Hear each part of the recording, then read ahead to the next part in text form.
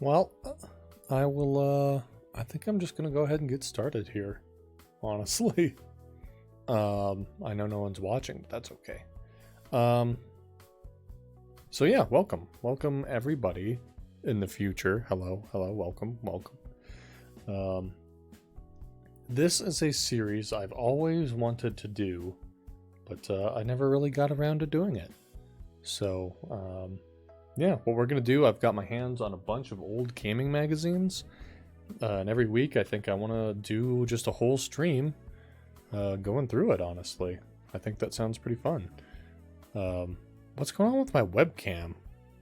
I have like all sorts of errors. How strange. Anyway.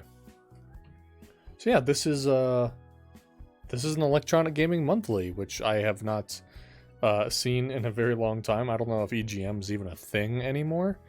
It might not be, if I'm being honest. But that's okay, because we've got the memories. So yeah, this is EGM 127 from February of 2000, which is actually unbelievable.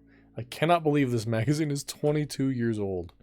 And yeah, I want to do one magazine per stream because there's a lot to go through. And I don't want to just flip through the pages. I want to go in here and actually read up on stuff. So yeah, I mean, let's sort of dissect the cover here. 37 reviews, 60 previews, 200 plus tricks. Back in the days when gaming magazines had strategy guides, and back when games had soul, and developers would put cheat codes into them. Remember those days? N64, PS1, PS2, Dreamcast, handhelds, and arcade. That might be a little hard for you guys to see. But yeah, obviously, hey, welcome in. Yes, as you can see, the main attraction here is Crazy Taxi. The first must-buy Dreamcast game for 2000 is a big deal. They were very excited about it. Some other stuff on the cover here: Neo Geo Pocket Color reviews and previews. I'm sure that's still kicking around, right? I'm sure the Neo Geo went on to be a very successful console. Looks like, ooh, we can win our own Crazy Taxi arcade machine. I hope that promotion's still going. Talk about Resident Evil Code Veronica. Is Pinball really dead? Oh boy, I hope it's not. I hope Pinball is still alive and kicking. We're gonna have to find out more on page 166. Looks like they talk about Pokemon Gold and Silver, Pokemon Stadium, Mario Party 2.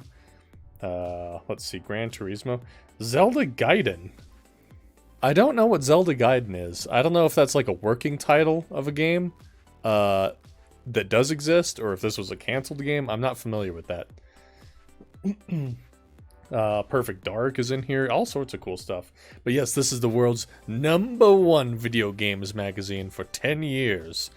Which means since 1990, EGM was the thing. Pinball died with Windows XP. Absolutely. So yeah, welcome you guys. This is a series, I was saying before, this is a series I've been wanting to do for a long time. What I actually wanted to do was do this for YouTube, but I actually don't have the disk space to record a video long enough for me to go through an entire magazine. So I figure I'll stream it and then just export it to YouTube. Unfortunately, the problem I'm running into is I don't have a good enough webcam for this, so I think I need to invest in a new webcam. But as a first tryout episode, I think we'll be okay. Zelda Gaiden was the beta for Majora's Mask. Oh, interesting. I can't wait to see what they say about it then. That's interesting. But yes, this is from February of 2000. So this is an over 20-year-old magazine. So there's going to be a lot of stuff in here that we've either forgotten about or never knew about to begin with. And I have a whole bunch of other magazines too, different brand magazines, different times. So I think this should be fun. Anyway, let's get into it here. So obviously the main real estate, the prime real estate, is on the inside of the front cover here. And it looks like we have a full page spread for Legacy of Kain Soul Reaver. No, wait, I'm wrong. Did some more reading. So what is Zelda Gaiden? It was going to be an N64 disk drive expansion for Ocarina of Time.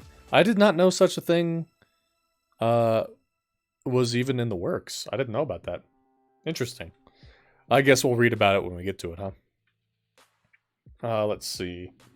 Look at these publications. IGN, we know that one. Videogames.com, I can't say I'm super familiar with. Expert Gamer Magazine, never heard of it. GamingAge.com, never heard of it. But PlayStation Extreme Magazine went ahead and just slipped in a nice percentage here for Legacy of Kain Soul Reaver. Yeah, now on the Sega Dreamcast. Everyone go get your copies. Yeah, the N64 DD died. Let's see. Advertisement for Chocobo's Dungeon 2. I'm not familiar with the series. I'm not a big Final Fantasy guy. I do know there's a new Chocobo racing game coming out that has everyone mad because microtransactions. But yeah. Look at this old Squaresoft logo. Remember Squaresoft, everybody? Nanners, welcome in. Uwu nostalgia indeed. Or not salgia. I agree, Nanners. How are you? Get lost in this amazing new adventure starring Final Fantasy's Chocobo and many other familiar characters.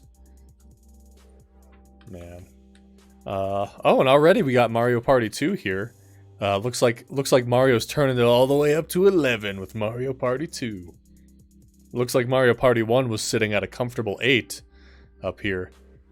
The superior form of Square. Yeah, right? Welcome in, by the way. Let's see. Mario Party 2. Get the place jumping with 5 new adventure boards and 64 minigames. It's the most fun you'll have at a party without being grounded. Oh, man. Look out, Mom and Dad. Mario Party 2 is coming.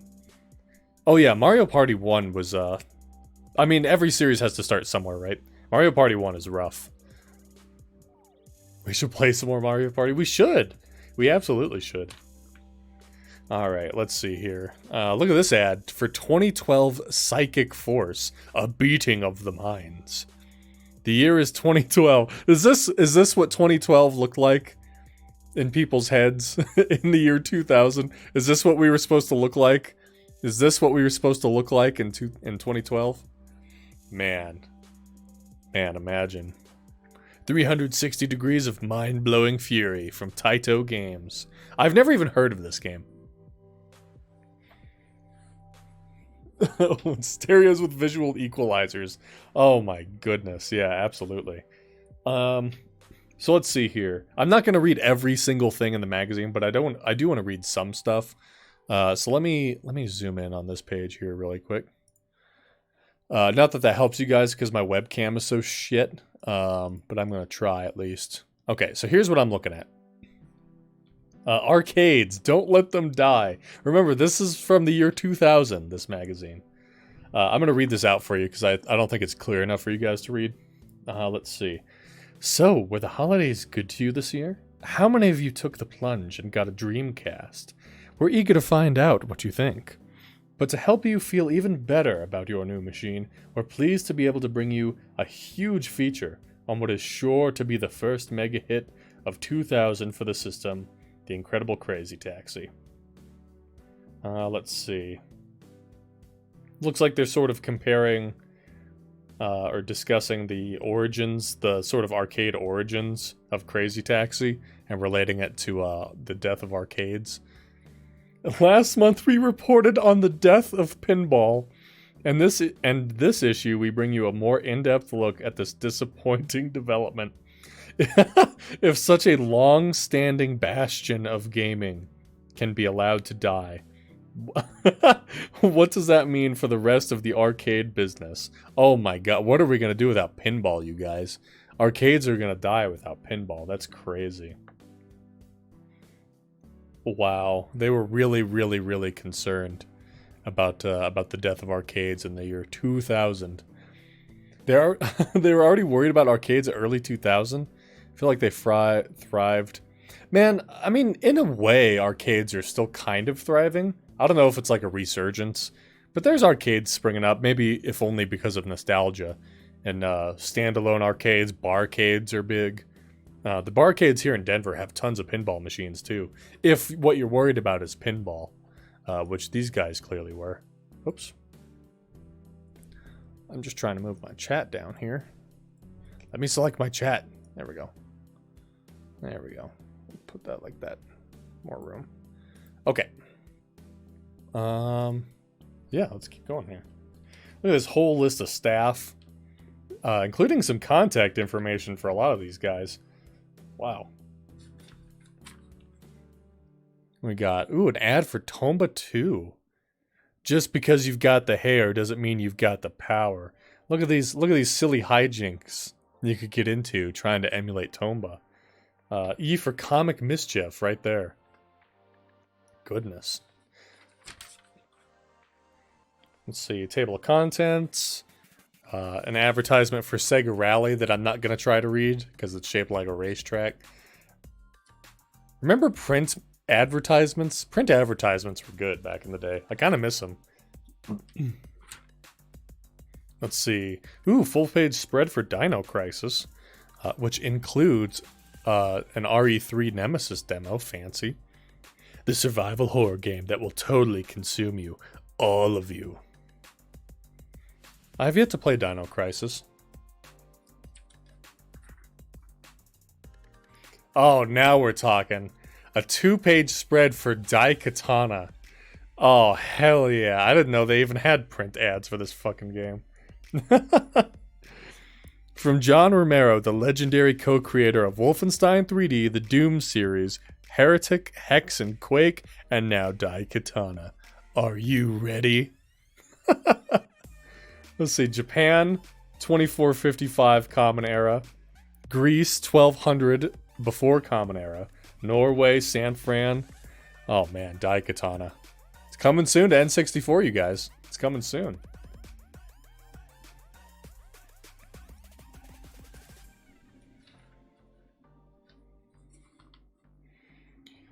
What do we got here? Letters to the editors. Oh my god, look at this. Look at this letter. Hang on. Let me put the zoom back on. Multiplayer games coming too soon?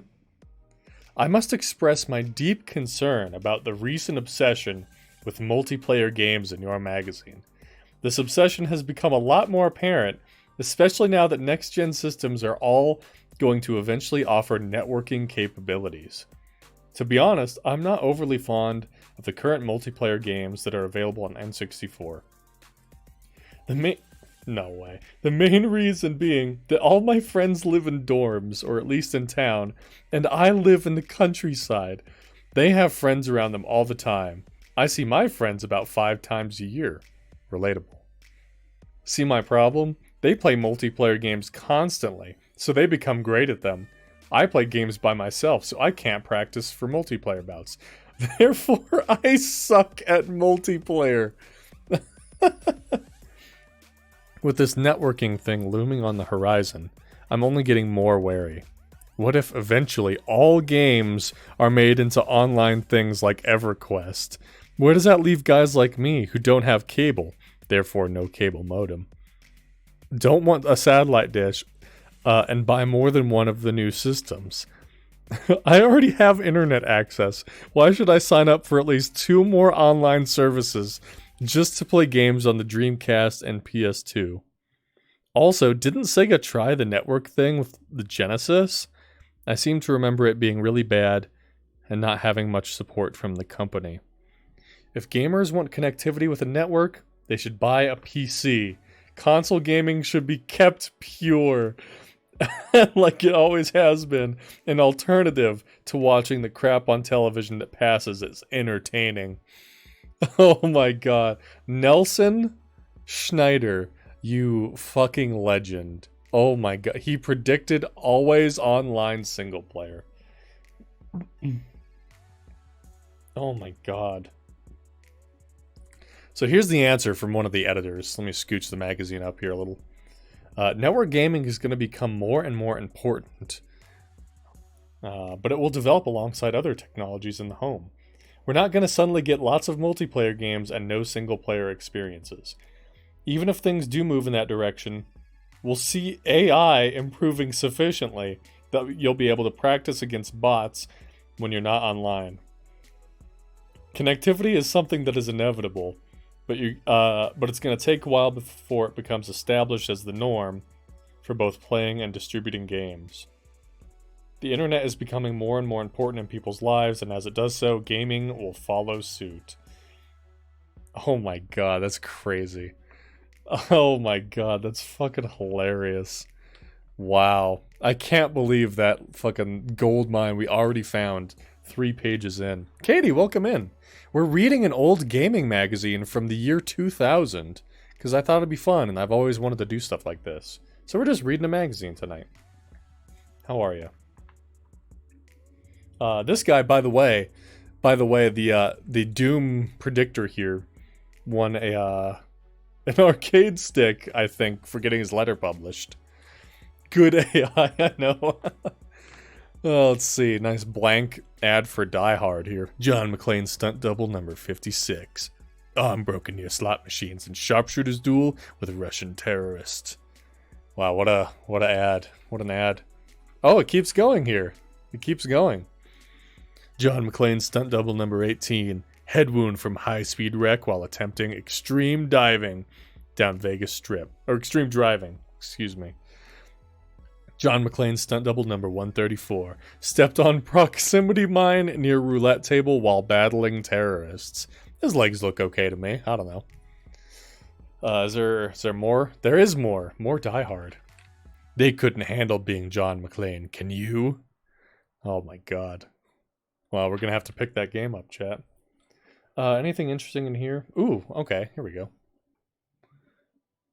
Oh, you know what? Let me, give me a sec, guys. I still have my, Raid Shadow Legends, timer on. Let me go turn that off, because I'm not doing that no more, guys, because y'all helped me cross the finish line.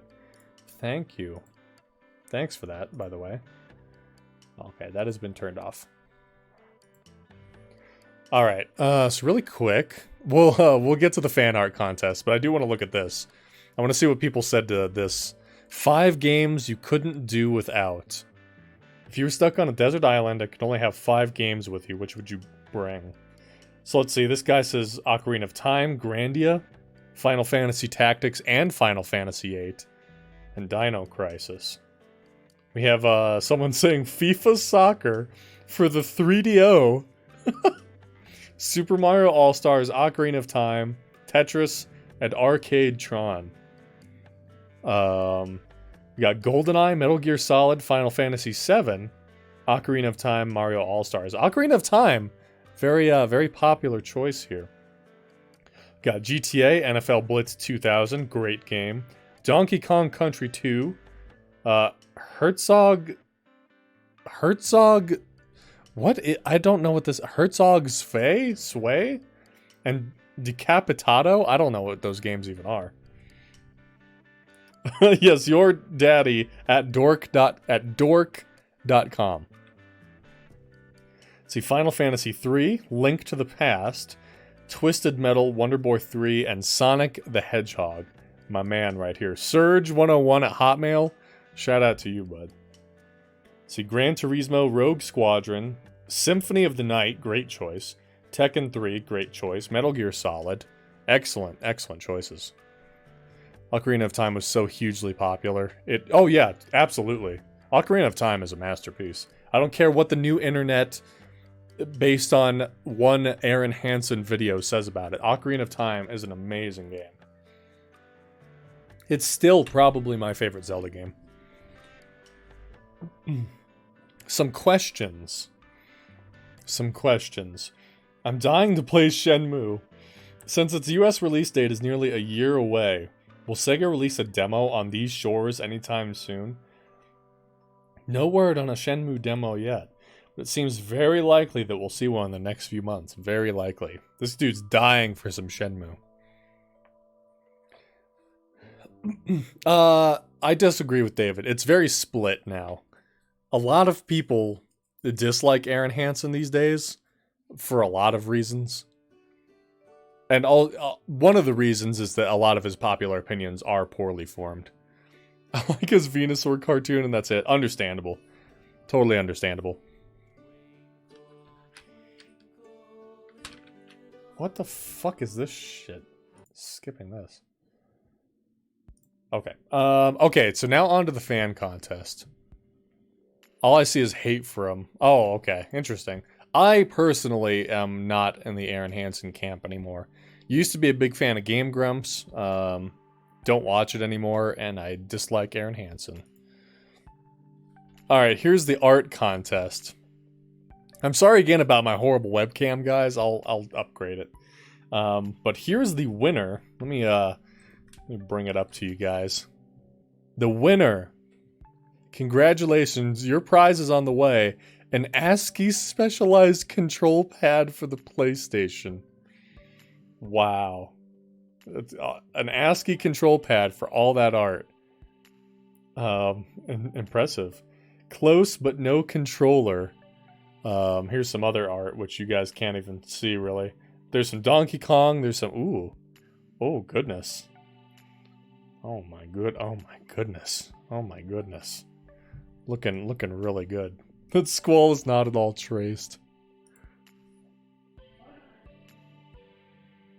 Let's see. 3DFX apologizes. Some console gamers have negatively responded to recent advertisements in Electronic Gaming Monthly. The ads, which highlight the youth of console gamers, began running in October and were intended to attract the reader's attention. Something that is becoming increasingly difficult with fast-paced, game-centric, marketing-savvy readers. For that purpose, the ads were highly successful, and most people liked the humor. Unfortunately, a few console gamers took the ads personally, which was not an intended outcome from the campaign. Wow, so Electronic Gaming Monthly also predicted Twitter, I guess. Let's see, what else is in here?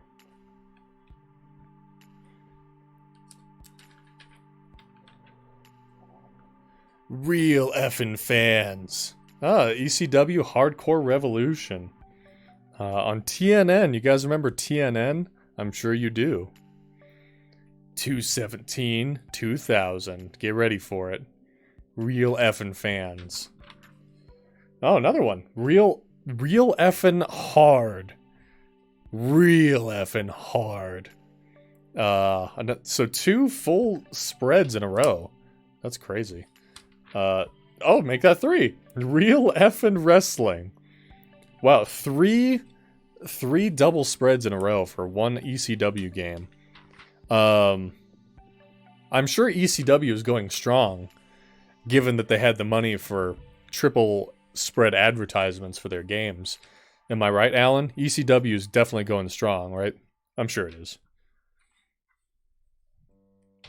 Yeah, magazines were big ads. Big time ads. It's a picture of Tommy when he hits the sauce. What is this? We've all been playing murder simulators? Oh my god, look at this. Look at this. Jesus. Okay, I'm not going to read this whole thing, but I am curious what they say. Lieutenant Colonel Dave Grossman. Oh yeah, Grossman. Yeah, he was a big proponent of the, school shootings are because of video games movement. They ain't wrong. I've been playing video games my whole life, and the only person I want to murder is myself. Let's see what they have to say here. I don't know if this is like discussing the book, or if they're arguing against the book, or what's happening, but I'm going to read a couple things here. Let me pause to say that I do not entirely disagree with Grossman. Unlike most members of the video game covering press, I think Senators Joseph Lieberman and Herb Kohl were entirely correct when they called for a rating system. I tend to agree with that as well, myself. I also think it is foolish and irresponsible for parents to let young children play video games, violent games, or watch violent movies. Frankly, this is just common sense. Well, yeah, common sense is kind of the key term here. Let's see. Grossman, on the other hand, ratchets these efforts to their extreme. This is the guy, for instance, who held a tasteless press event in Littleton, Colorado, shortly after the Columbine High School shooting, in which he traded kids' board games for video games. Wow. I did not know he did that. Grossman's book seems to revolve around a few basic themes: exposure to violent entertainment, desensitizes youth to acts of violence and leads to aggressive behavior. Violent video and computer games are an ultra-effective way of instructing murder. Let me let me read that again. Violent video and computer games are an ultra-effective way of instructing murder. So if you want to know how to murder someone and get away with it, oops, sorry about that. All you have to do is play a computerized video electronic entertainment game, everybody. We've gone from the benign Pong video game in the 1970s to games in the 90s that act more as murder simulators. So here's a question I want to pose to you, chat. I was pondering this the other day. Why is it that I'm not agreeing with this? I think all of this is crap. All of this video games teaching people to kill and creating serial killers is nonsense. I've literally had debates about this since middle school. I've debated about this. There's been studies about it. This is all crap. But I am curious about one thing. Why is it that the primary, I don't want to say function of video games, but one of the primary actions in video games is killing enemies? Why is that, do you think? Because it's easy to implement? Because it's easy to understand, good guy versus bad guys? Like, why is that? Why are most games about killing things? David, you should have an answer, Mr. Video Game Designer Man.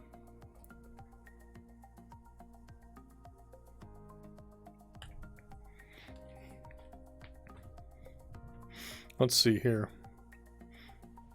Bonus effects for headshots? House of the Dead 2 gets singled out for its gore. I imagine it stems from the roots of games. Yeah, and the plot of stories. Makes sense to me. What is this poll up here? Which company do you guess will do best in the holiday season next year? Nintendo at a paltry 23%. Sega at 28%, and Sony at 49%. Goodness.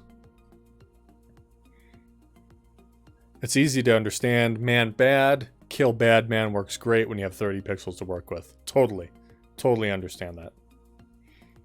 And granted, there have been a lot of experimental games over the years. Countless, honestly. Games where, rhythm games, walking simulators, artsy stuff, all sorts of stuff that doesn't involve killing. I'm just curious how that came to be. But yeah, I agree with you guys. Microsoft not even on the poll. I think the Xbox was still upcoming when this magazine came out. I don't know. I don't remember for sure. Violence is easy to connect to challenging gameplay. Yeah, that's true. I guess so. Or something that can be made to be understood as violence, right? Like jumping on an enemy instead of jumping on buttons or whatever. I don't know. But yeah, interesting. Ignoring facts. Grossman has played fast and loose with more than just logic. He's also unaware or ignoring important facts. There you go. There you go. Alright, let's see. What else we got here? Looks like some talk about a video game company, some interview stuff. Up here, talk to the Pikachu. Find yourself talking to your Pikachu in the Game Boy game? Pretty soon he'll be listening. Pikachu Genki Deku? US title to be announced. They didn't even have Hey You Pikachu as a title yet. It's coming to the US in 2000. Then you'll have your own on-screen Pika-Pal to converse with. One last thought and I'll let it go. If you're killing enemies, that means they can kill you. Ah, okay. Yeah, so the consequence, right? There has to be something to interrupt the flow of a game if you're talking about games which originated in arcades. That makes a lot of sense. Because, you know, big arcade games, beat 'em ups and racers, right? Racers get as far as you can, beat 'em ups get as far as you can. That kind of makes sense. So, look at this. Okay, so on the page after the "We've all been playing Murder Simulators" article, right? Reach out and frag someone. Dial up the multiplayer gaming mayhem on heat.net. Oh my goodness. Wow. Finally someone to talk to. I'm so lonely. Yeah, Pikachu will be there for you. Look at this. Scream 3 the album. 18 tracks. One CD. Why do you have to specify that it's one CD? Why is that a selling point? We got Creed, Godsmack, Orgy, Power Man 5000, Stained, System of a Down, Slipknot. Classics. Hear the music at scream3music.com. See the world's scariest photos sent in by readers or submit your own. We dare you. Oh, that's scary, guys. That's scary. Goodness. Let's see. What do we got on the other page here? EA signs up for bondage. Haha, very funny. Very funny. Electronic Arts and MGM Interactive have signed a multi-year deal to bring multiple Bond-themed video games to the market. I'm sure that worked out just fine. Yeah, I'm sure EA handled their business on that one. Definitely. Neighbor wants me to see his drywall. That's, you know, I've never heard of a euphemism quite like that one. I'm gonna have to put that in my back pocket. Yeah, why doesn't Connor watch my streams? Why don't you ask him that? Why don't you ask him that, David?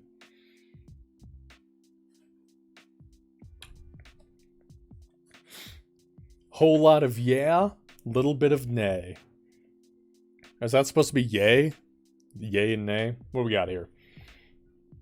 Nay to those who would make us wait for Pokemon Gold and Silver, easily superior to the previous game. Fall 2000 can't come soon enough. Hurry it up. You hear that? You hear that, Game Freak? Hurry it up. This game can't come soon enough. A big yay goes to Namco, whom sources say are developing a Soul Calibur sequel for release in arcades in the fall of 2000. Perhaps that'll replace the current Soul Calibur as the office's favorite game here at EGM. Let's see. That's supposed to be funny? Nay. Goes to the editors of the once zany Mad Magazine, who listed Sega's introduction of the overpriced Dreamcast as one of the 20 dumbest people, events, and things of 1999.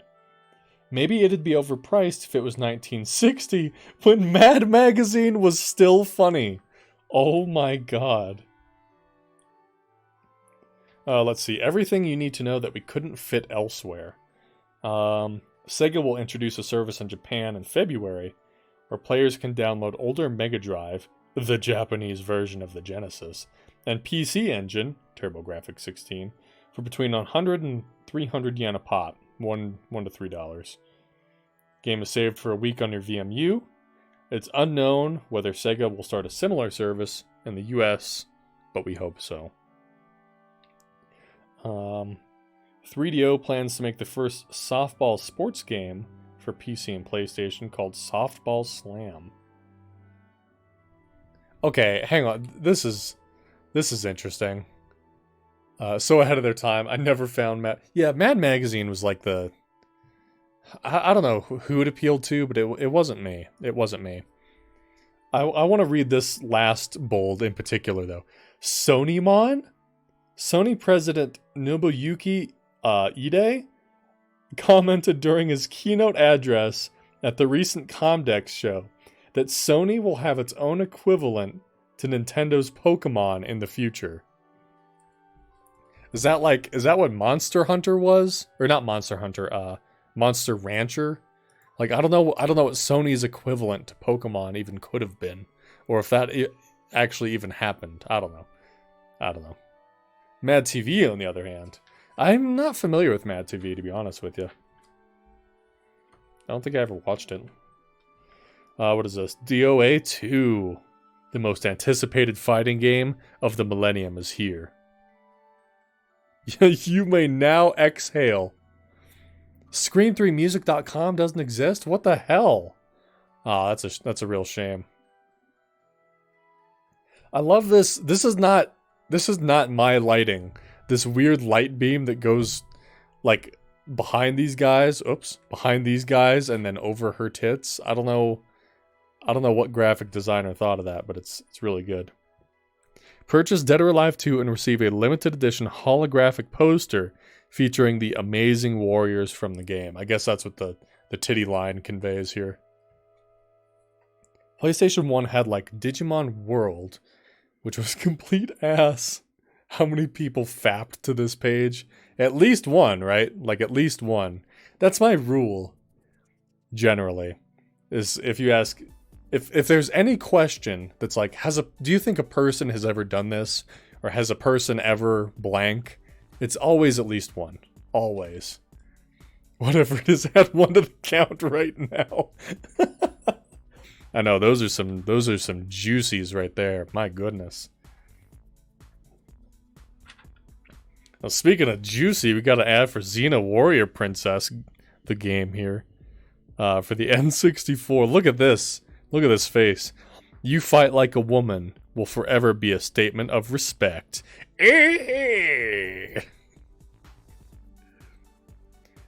OMG, we had Digimon World and we could never figure out how to make any progress. Oh no. Not digital. Jesus, what am I reading here? Namco. Let me hold this up. Namco has created a new CG poster girl, for its PlayStation 2 game Ridge Racer 5. She replaces the previous Ridge Racer babe, Reiko, from Ridge Racer and R4. Wow, what a babe. What a babe. Some new skins, including the Resident Evil skin for the Dreamcast, the red one. I've never seen this opaque orange one. That's clean. I like that. I would love to rewatch Xena to see if it's still good. Dude, that's a great question. I remember when I was a kid, my mom was super into it.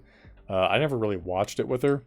But I'd be very curious to see how Xena holds up these days.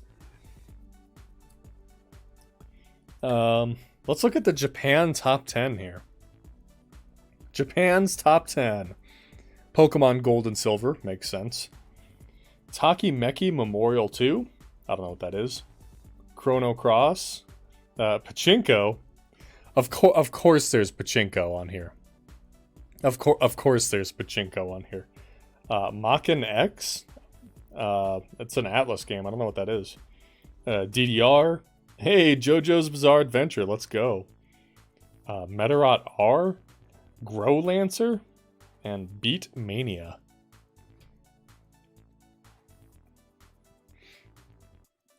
Where are my redeems? I turn them off for the night, Katie. It's as simple as that. So here's the thing. With this little reading the magazine stuff, there's going to be more. I have a whole stack of magazines. I'm not going to do them tonight. I'm going to do one magazine per stream. What I wanted to do is I wanted to put this on YouTube, but I literally don't have the disk space to record videos this long. So what I'm going to do after this stream is just export it over to YouTube and start a series over there.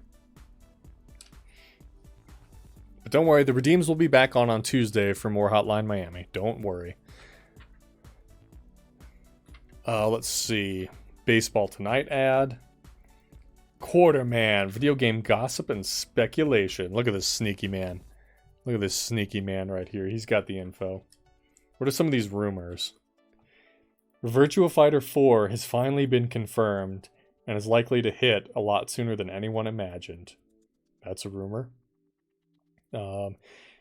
Rumor, the recently released PC adventure game starring David Bowie, Omicron, the Nomad Soul, will be heading to the Dreamcast before the spring.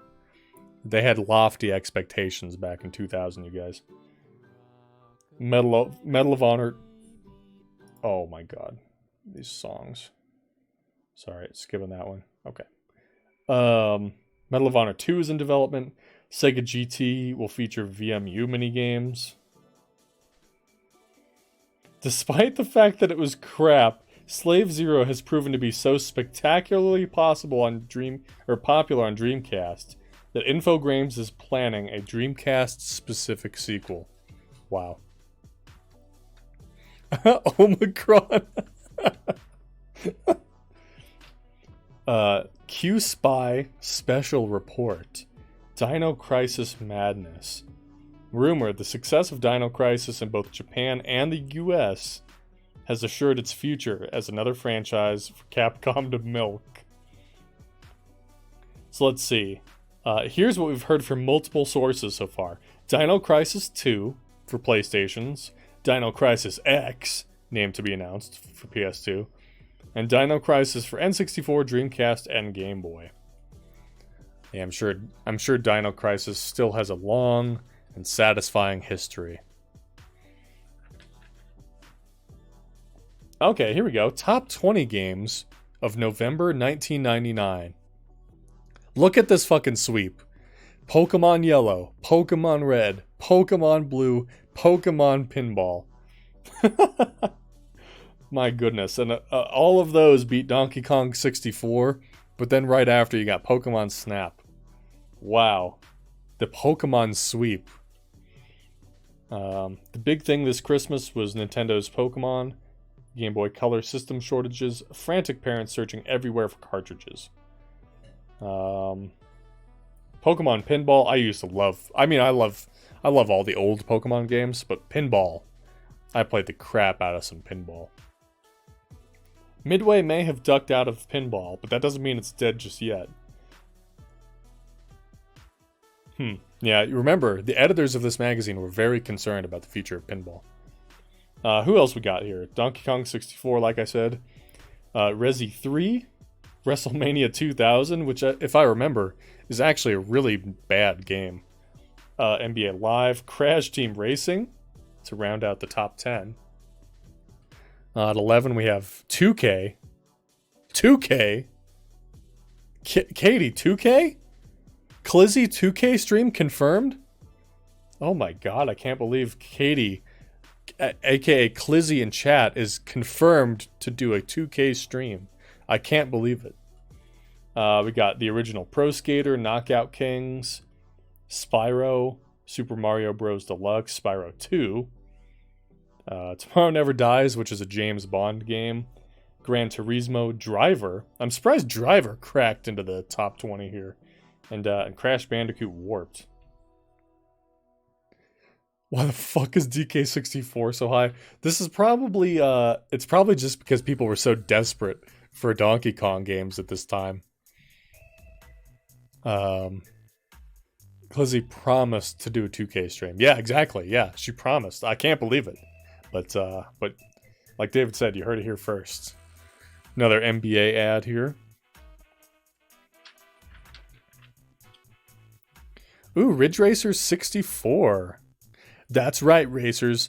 Only with Ridge Racer 64 on Nintendo 64 do you get to whoop up to sorry, I keep clicking the wrong scenes. Not only do you get to whoop up not just one, not just two, but three, count 'em, 3 opponents, your pathetic friends. But hurry, Racers, losers available only while supplies last. Now with 300% more losers. You love to see it. You absolutely love to see it.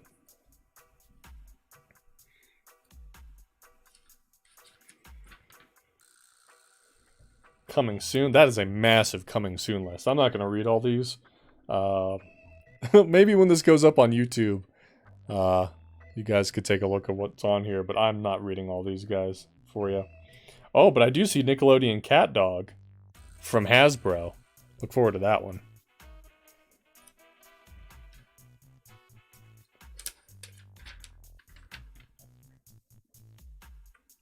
What is this, comic strip? I don't know how to pronounce this. Suchan? 2000? This looks like Psychonauts. It's a very interesting art style. and a Crazy Taxi ad. Let me read this little paper boat looking thing. I'm sure we did get a bit of air off the top. Wait, what? I am sure we did get a bit of air at the top. Could be that I punched it a little too hard, but my passenger, Holy Joe the Preacher, wigged out, man. Starts shouting and cussing like a teamster with Tourette's. Oh no. Oh no. Anyway, we land, and there's that damn cable car coming. So I jump that, and then we're in the other lane with oncoming traffic. So trying to be responsible, I go up on the sidewalk, but only for 3 or 4 blocks, and everyone got out of my way, even that bag lady. Next thing I know, we're sitting in the frickin' bay. Maybe it's my brakes. CrazyTaxi.com. Wow, that one aged good, huh, guys? That one aged like milk, pretty much. Also, what is this? Like, it's the top of a hill, I get that. But what's with the, like, weird paper boat-looking thing? Oh, there's even more comic. Look at this comic. Goodness. It just keeps going. Electronics Boutique. The January 2000 catalog. You got Zombie Revenge. Tomba 2. Pokemon TCG for the Game Boy Color. And there's a Ridge Racer 64. Traffic Cone? I mean, I guess. But it seems kind of out of place. Like, wouldn't you want it on the sidewalk? Or a picture of a traffic? I don't know. It just seems weird.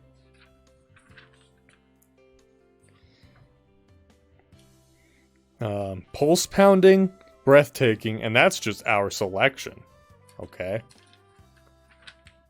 Alright. The ads. Let's see this stuff. We got a Dreamcast for $199. VMU for $25. Controller for $30. The Jump Pack. I forgot about the Jump Pack. For $25. There, of course, is Zombie Revenge again. 2K. NHL 2K? 2K, Katie, a 2K stream? You're too kind. Sega Rally, Crazy Taxi, of course. A DualShock PlayStation for a cool $99.99. Love that. Controllers for $30. Multi-tap for $30. Memory cards for $15. We got Gran Turismo 2. Tomba 2. They really loved their Tomba 2 in February of 2000, didn't they? They really loved their Tomba 2. We got Crash Team Racing. We got Spyro 2. Wow. That's why they call her 2 Katie. Oh, hell yeah. 2 Katie. I love that. I love that for you, Katie. I'm glad you decided on that being your new moniker. Alright, what do we got here?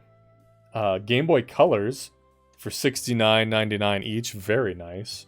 Look at that. You got teal, pink, translucent, ice purple, the color that nobody ever bought, green, and nice indigo. Got Pokemon Blue and Pokemon Red. There's your Pokemon Pinball.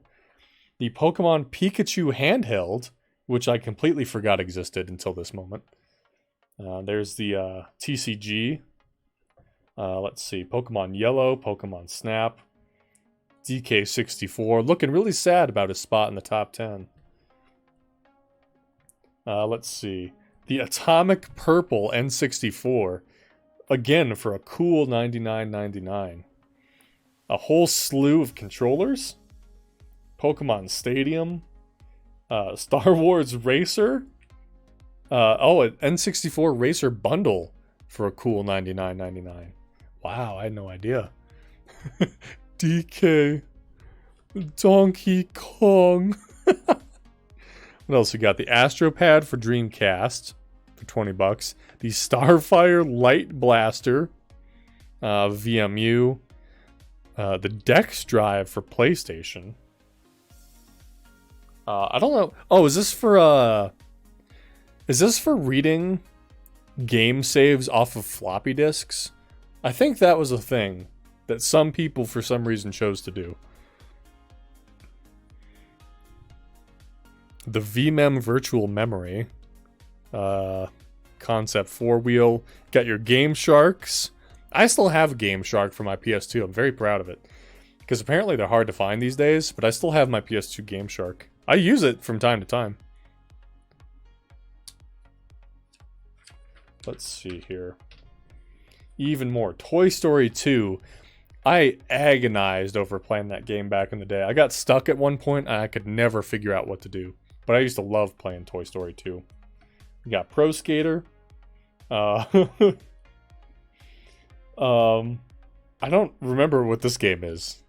A V8 Second Offensive, I guess, is a thing. Chocobo's Dungeon, of course, and Egg! Egg! I've always wanted to play Egg. What is it? Elemental Gimmick Gear. Yeah, I always wanted to play Egg. What the heck is Egg? It's only the game that changed games forever. That's all it was.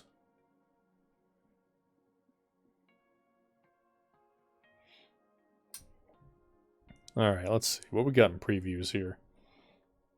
Top 5 preview picks. Being a Nintendo kid and all. I think Egg was only on the Dreamcast. And since no one was a Dreamcast kid, everyone missed out on it. So the top 5 preview picks are Code Veronica, Perfect Dark, Choo Choo Rocket. I am, to be honest with you, surprised to see Choo Choo Rocket amongst these games. Pokemon Gold and Silver, and for some reason NHL 2K. Who are you rooting for in SNK versus Capcom? Overwhelmingly Capcom. Overwhelming. Once upon a time, there was this little 8-bit portable system. It wasn't that great, but it had Tetris. So the system sold, and it sold, and just when you thought that that system reached the end of its lifespan, along came something called Pokemon to breathe new life into it. Oh joy. Since you all clearly love the little monsters so much, we have lots to give you this month. Silver, gold, trading card game, and stadium. They're all here in this issue. Wow. My cup runneth over. Okay, can we... I know lately, like, it seems... Let me just say this. Can we collectively stop pretending that SNK was bigger than it actually was? Because a lot of people make it seem like it was as big as Capcom and some other companies. Can we just pretend, or stop pretending rather, that it was? Because it was never as big and influential as people these days make it seem like.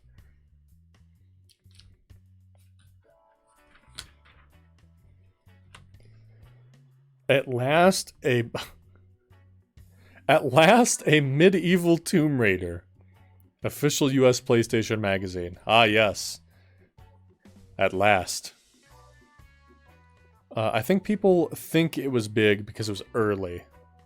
Yeah, King of Fighters is the main one, which ever since Terry got into Smash Bros, everyone's like, oh, finally, the legendary SNK gets some representation. It's like, alright, come on. Calm down.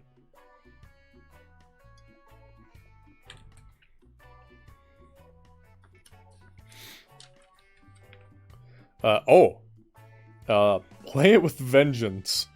Crusaders of Might and Magic. There he is. The medieval Lara Croft in the flesh. After reaching legendary status on the PC, the Might and Magic universe is ready to cast its spell on the PlayStation. Prepare for the ultimate battle of good and evil. As Drake. Just Drake. Not Draconius. Not Drake with a cool last name. Just as Drake. As Drake from marketing. A lone mercenary toughened by years of hardship. You're swept up into the midst of a crusade in the incredible 3D fantasy action lands of Arden. Wow. Incredible. And Drake was unique at the time. Dude, it's Brian. It's Brian Queest. Wow. Thanks, 3DO. Thanks for that one. Ooh, all right, here we go. Code Veronica. Again, I'm not going to read this whole spread here, but I'm going to look at some of the stuff. Cinemazing. Code Veronica's intro sequence rocks. While these pics make for a nice teaser, you've really got to see the thing in motion. See, back then they were excited about cinematic intros. Now everyone just bitches about, oh, nice cutscene you're playing. Nice movie video game. Why didn't you just go watch a movie?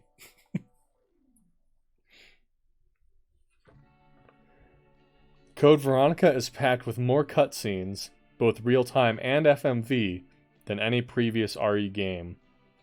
As you can see by this close-up of a bander, one of the new mutated freaks in Resident Evil Code Veronica, the level of graphical detail is simply astounding.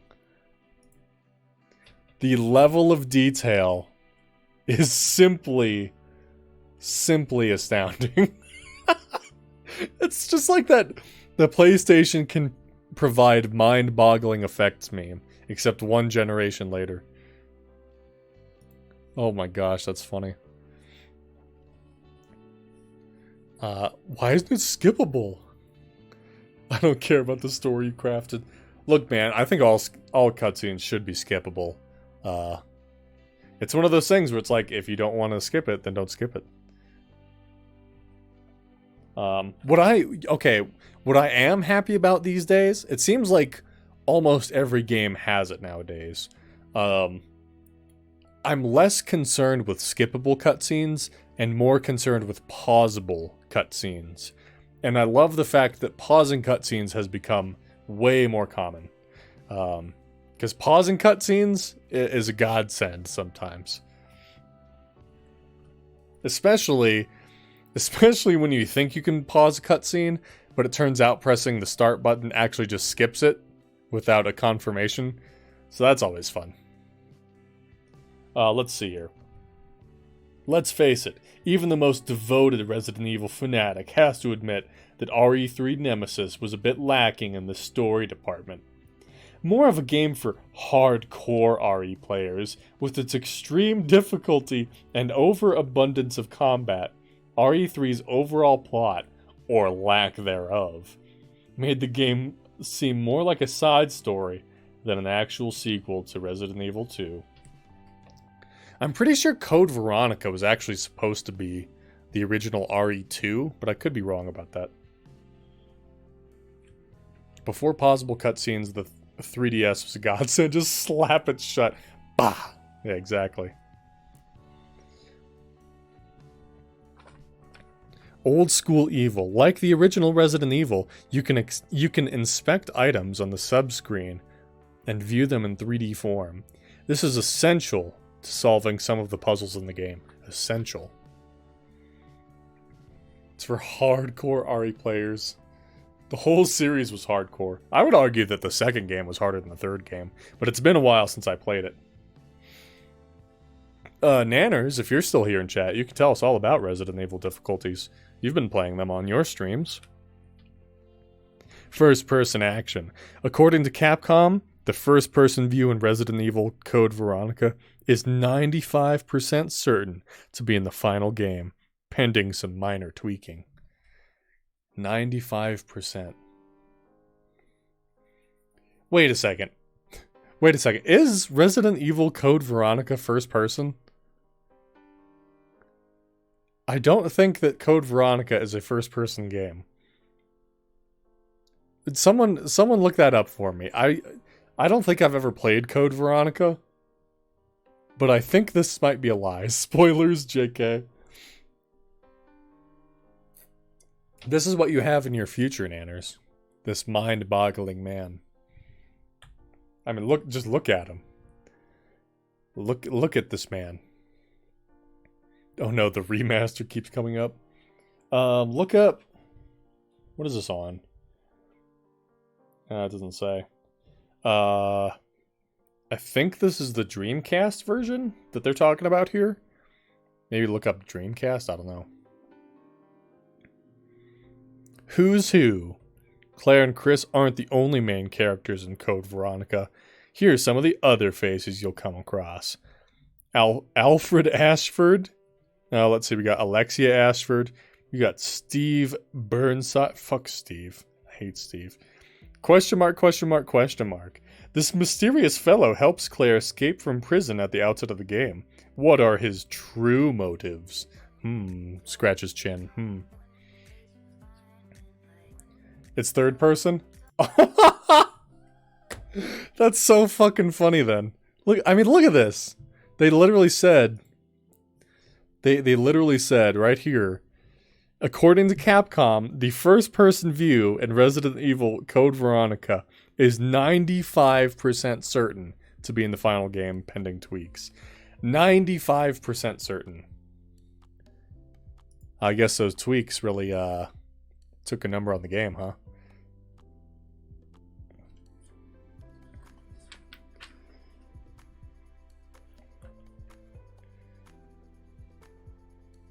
Claire Wu? She's got guns. She's got guns, everybody. Maybe there are some parts that are first person. I don't think so. I could be wrong. Code Veronica is the first RE game to allow the use of 2 guns at once, John Woo style. They even target independently. Wowee. Wowee, that's quite the thing. It's quite the accomplishment.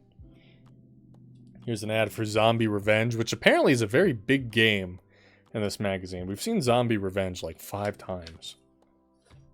VM useful. Thanks to the VMU, you'll no longer have to switch to the subscreen to view your health. Nice. And it says fine. Not 1 gun, but 2. 2K? 2 Katie? Street Fighter 3 Double Impact. Parry this. The newest and most significant addition to the Street Fighter combat system is parrying, requiring much more skill than alpha counters. You must press forward immediately before an attack makes contact in order to deflect it and escape undamaged. You can parry high or low attacks, and even entire super art combinations. Double Impact has a special training mode that can help you refine your timing. Anything else interesting in here? For the uninitiated, the play mechanics are fundamentally the same as previous Street Fighter titles. Super combos are back, but now they're called Super Arts. And you can choose one of 3 to suit a particular strategy for your character. And then it goes in to talk about the blocking. They were super excited about the blocking and the parries. But this is back in the Wild West days of 2D fighters when they were all trying to, find their own niche. We got an ad for Tokyo Extreme Racer. I'm sorry, Tokyo Extreme Dot Racer. I have never heard of this game.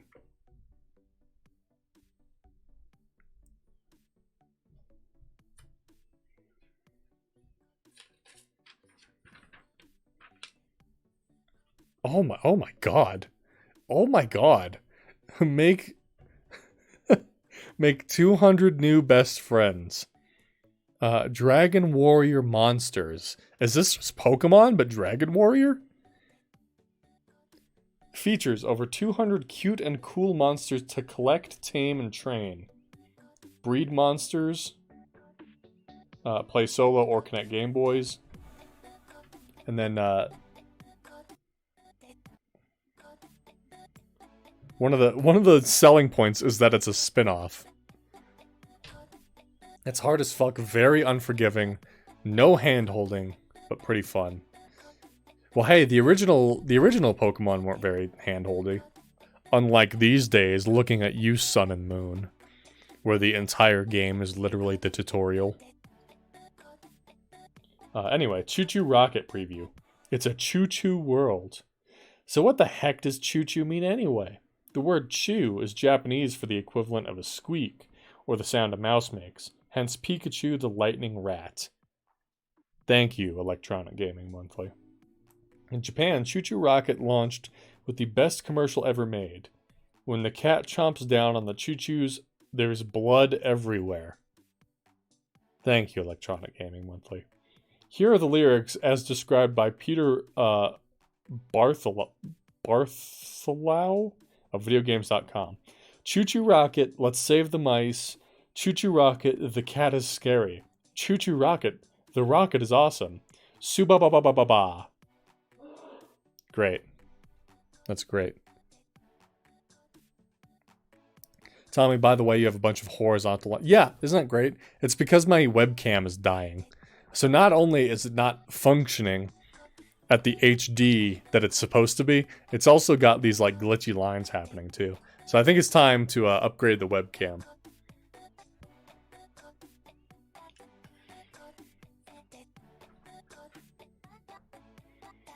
Here's a thing about egg, which, I mean, egg speaks for itself.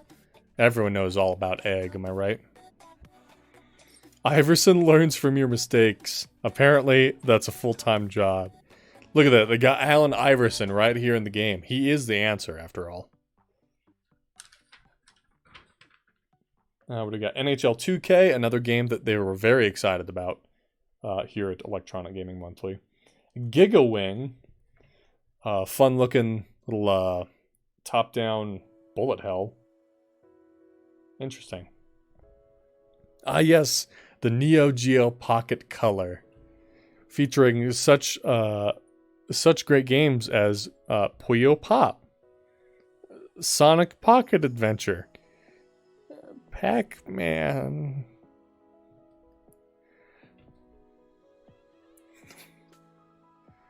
SNK? There it is. There it is. The highly influential SNK. Rest in peace, Capcom. Capcom's done, dude. It's over. It's over. Let's see. 1,400 polygons per player model in Sega's NHL 2K. 1,400 whole polygons. Can you guys believe it?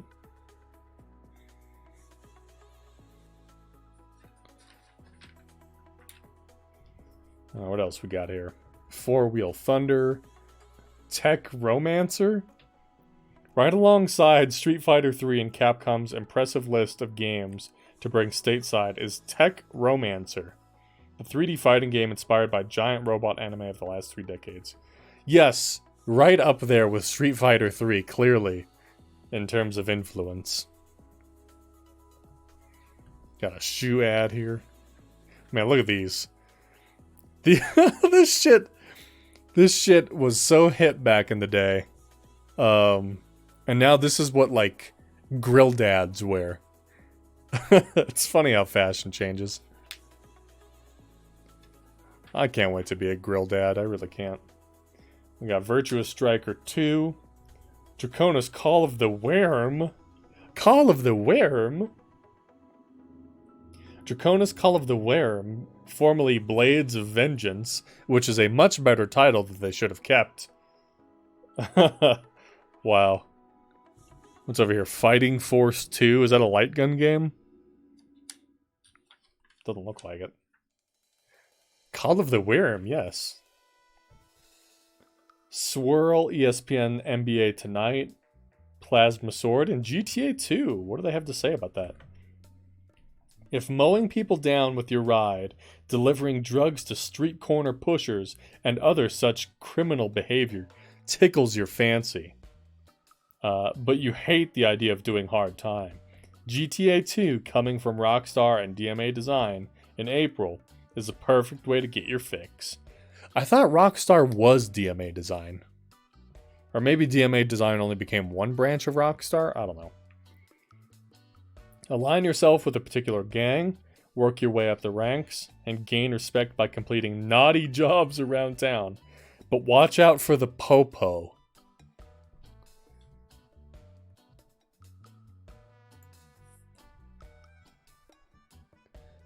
But watch out for the popo. Thank you, Electronic Gaming Monthly. Thank you. Deception 3, Dark Delusion. Sweet dreams, little one.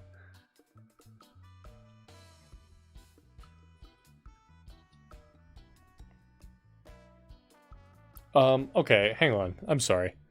I just saw another thing at the top of the page that I want to read out. I'm not really sure why it's in here. According to the National Insurance Crime Bureau and the FBI, the Honda Accord LX is the car stolen most often in the U.S. Car thieves can score up to $1,435 for one of its back seats.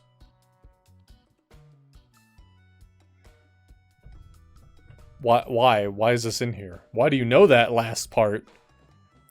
And why is this in here? I don't know.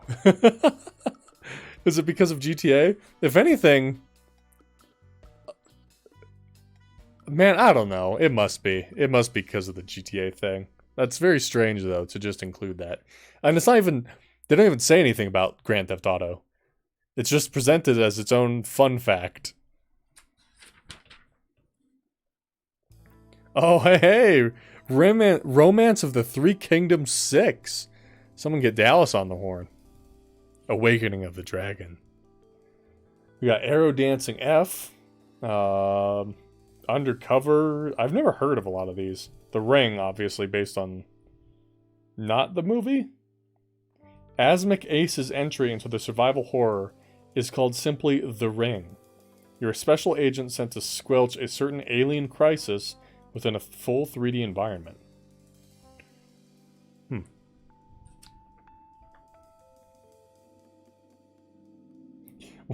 Whether it's a cliche or not, survival horror is here to stay. If you're a fan of the game, check out survivorhorror.gamespot. Okay, I can't read. Never mind.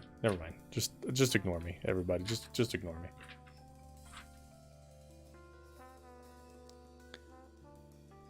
Can you survive the horror? Resident Evil 2 now on Nintendo 64. Fear, horror, terror, and of course, evil. It's everywhere. RE2 for the N64. Good stuff. You barrel out of the fourth turn doing 240. Or you test the wall. Either way, it's heaven. This is Gran Turismo 2.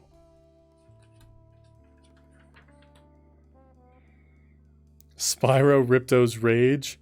Spyro's back. Oh no, he's antagonizing a poor snowman. Spyro, when did you become evil? He toasts his enemies one by one.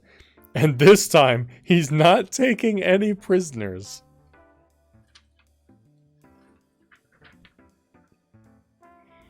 An ad for Ape Escape. You love to see it. Requires DualShock analog. The first game, I believe, to require it. Oh man, I love Ape Escape. I haven't played it literally since I played it on the original PlayStation. It's the last time I played Ape Escape. I think I have 2 on PSN, I think. And there's a Crash Team Racing. I got your hand signal right here, buddy. I'm surprised he's not flipping us off. There's your CTR ad. Spyro's so sweet though, making him out to be a meanie. That's what they did in the later games, Katie. They turned him into like an edgelord. Ah, finally, Mario Party 2. Or Tom Clancy's Rainbow Six for the Game Boy Color. Anyway, well, let's see what they have to say about Mario Party 2.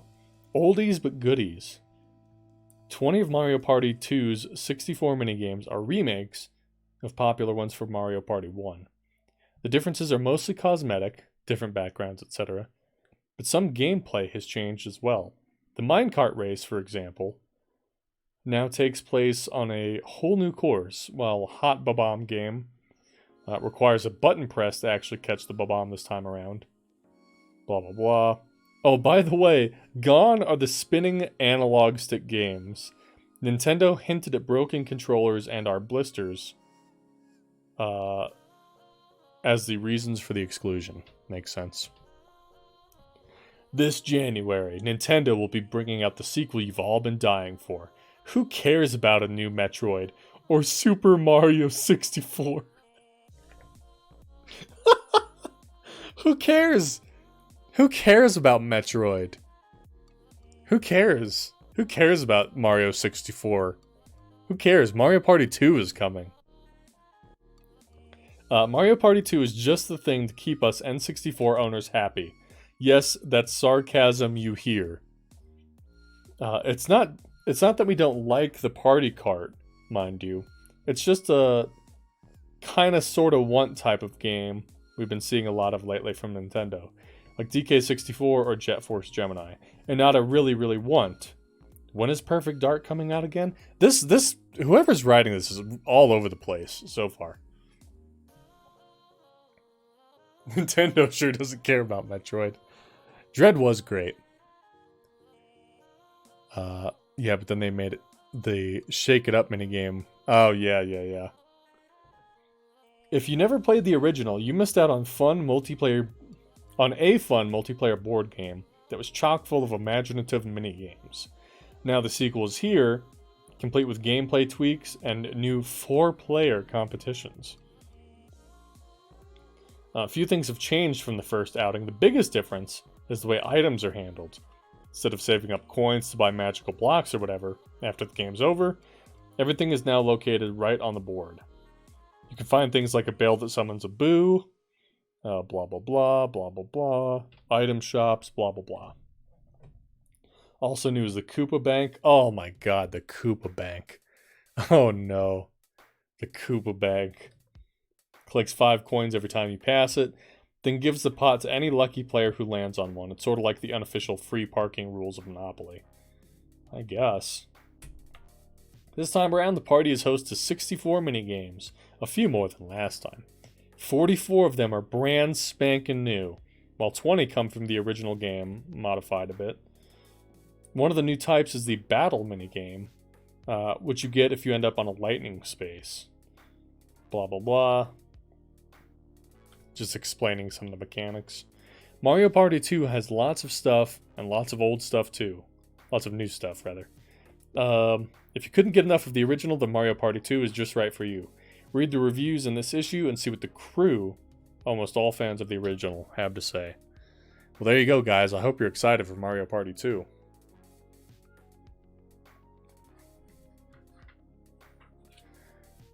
Oh, wow. Look at this ad for Harvest Moon 64. I love this. I love the style of this.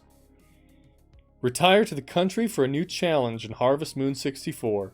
Hard work is rewarded as you struggle to bring prosperity back to a neglected farm. Wow.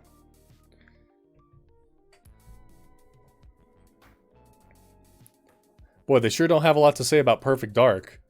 This is 95% screenshot. Let's see what they do say. Nintendo has just released these new screens of Rare's Perfect Dark. You should know by now that the game's been delayed until April. Peter Main, Executive Vice President of Sales and Marketing, explains, Nintendo and Rare have done a thorough review of Perfect Dark. With more development time, we're all convinced it will produce a considerably better product. With more time, it will look and play even better. We're sure that when it does launch, that you'll say it was worth the wait. New screens, everybody. Aren't you excited? Let's see. Latest stats. Perfect Dark will have 60 minutes of cinema, 10 deathmatch specific arenas, 4 available bots to go with 4-player games, 3 difficulty settings, and 0 EGM editors not playing the damn thing, they say. Wow.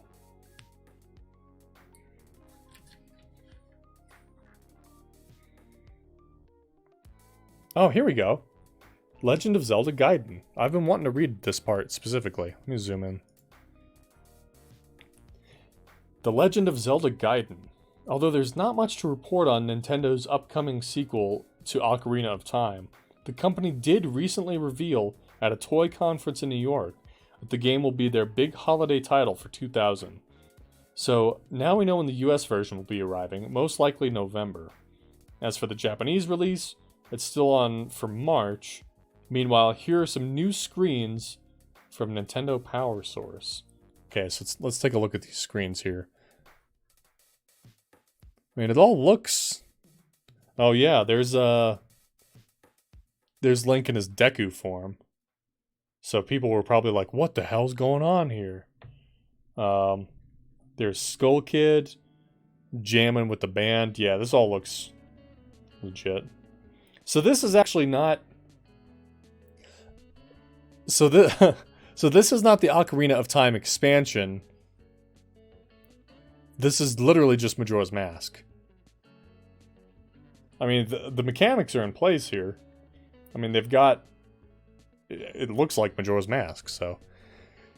Maybe they were confused. Maybe they mixed up Gaiden and Majora's Mask being different at EGM. I don't know. Ooh, videogames.com online poll. Which is your favorite Pokemon? Mew, 12%. Bulbasaur, 15%. Mewtwo, 18%. Charizard, 19%. Pikachu, an unbelievable 37%.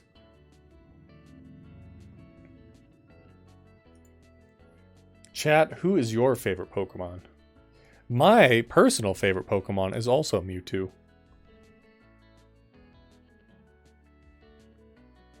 Now my favorite starter is in fact Bulbasaur. I guess I'm a Gen 1er boomer. What else we got on this page? Pokemon Stadium, which we all know about. All-Star Baseball. Fighter Destiny. Eagle 1 Harrier Attack. No eject button. Charmander. I don't think Majora's Mask was a thing when Gaiden was announced, like as a title. Yeah, you're probably right.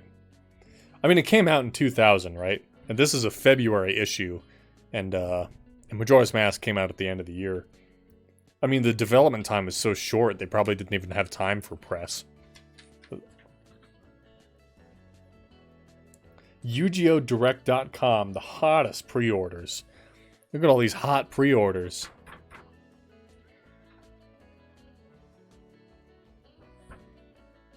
Oh man, we should send one in, guys. So let's pre-order something. Tekken Tag Tournament. Ridge Racer 5. Evergrace. International Soccer Superstar. Sky Surfer Drum Mania. All these games I've never heard of. Kick some virtual butts at the K1 Grand Prix.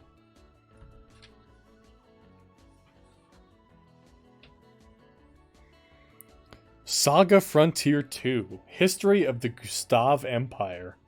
Look at this. It's a whole mission brief. Did someone say Yu-Gi-Oh? No. No one said Yu-Gi-Oh. Literally no one said Yu-Gi-Oh, Katie. I'm sorry. This is very reminiscent of that one game that Katie plays, which I'm sure was based on this. Frontier 2 was okay, nowhere near as godly as 1. I would not know.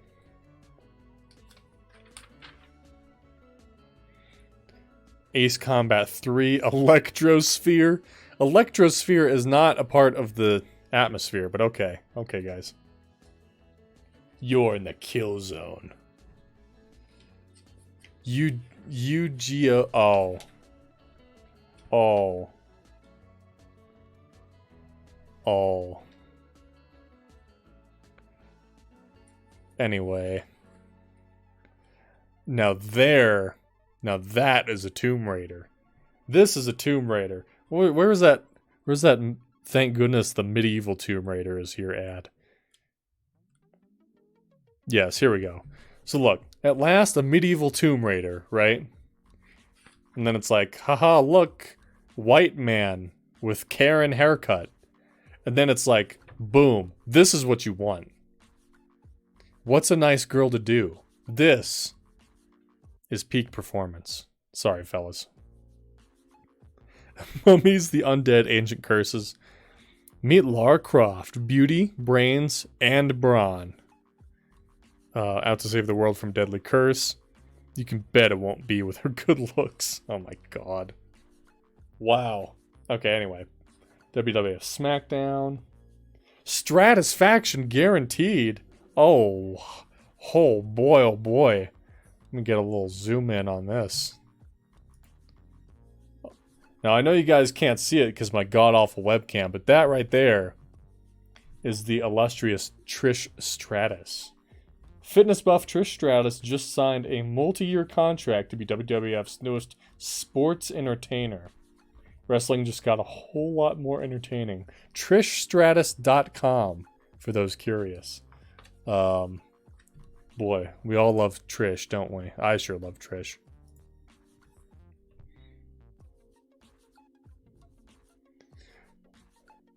She's thinking about becoming a GM? No shit.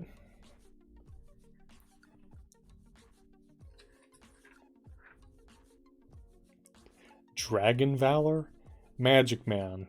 There are oodles of spells at your disposal.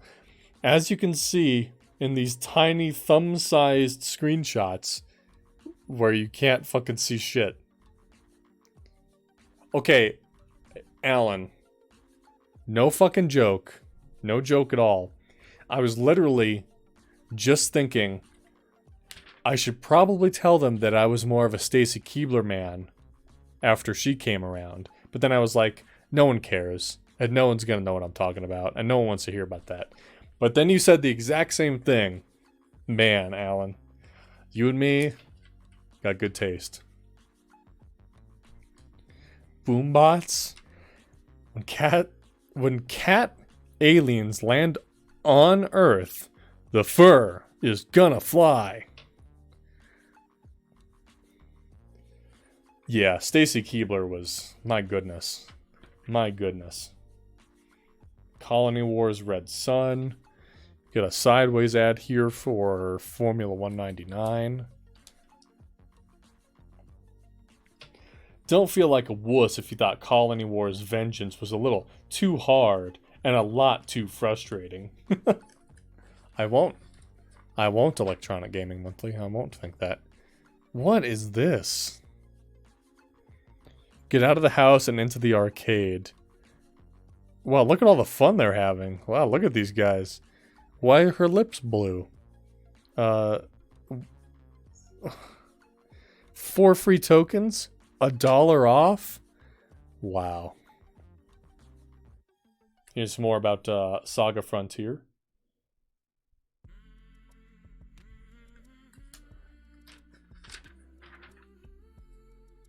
Railroad Tycoon 2, big ad. 4 free tokens. I can't imagine a bunch of people meeting and coming up with some of these games. Dead Ghost, welcome in, by the way. I know, right? Some of these games are just wild that I've seen. I haven't heard of 90% of the games in this magazine so far. Siphon Filter 2, Street Fighter EX2 Plus. It took a while, but Capcom is finally bringing the sequel to one of 1997's best fighting games. Wow. Got Street Skater 2, Rally. Ooh, Marvel vs. Capcom. Let's see what they have to say about the original. Capcom's third Versus game is due to arrive on the PlayStation in January.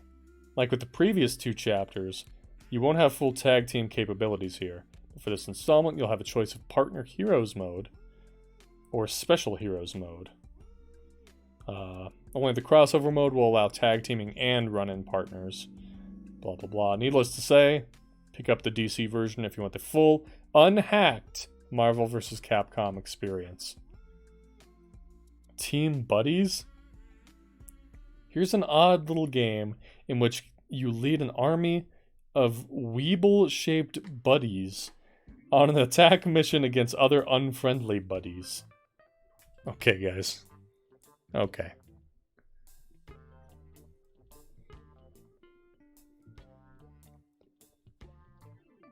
Army men. Old flames die out, but I can always make new ones. What does it say? Dear John, I've met someone else. Good luck, says Betty. Well, what the fuck, Betty? Betty, you bitch. How could you do this to me? Also got Need for Speed, No Limits. Oh, and JoJo's Bizarre Adventure. Capcom's CPS-3 2D fighter, based on the popular Japanese anime and manga series, comes home to the PlayStation this winter in top-notch form. While not as loaded as the Dreamcast version, you don't hear that a lot, JoJo for the PlayStation is a better port than anyone thought it could be. It also includes a new story mode and characters from the 2 JoJo arcade games, set for a February release. Wow.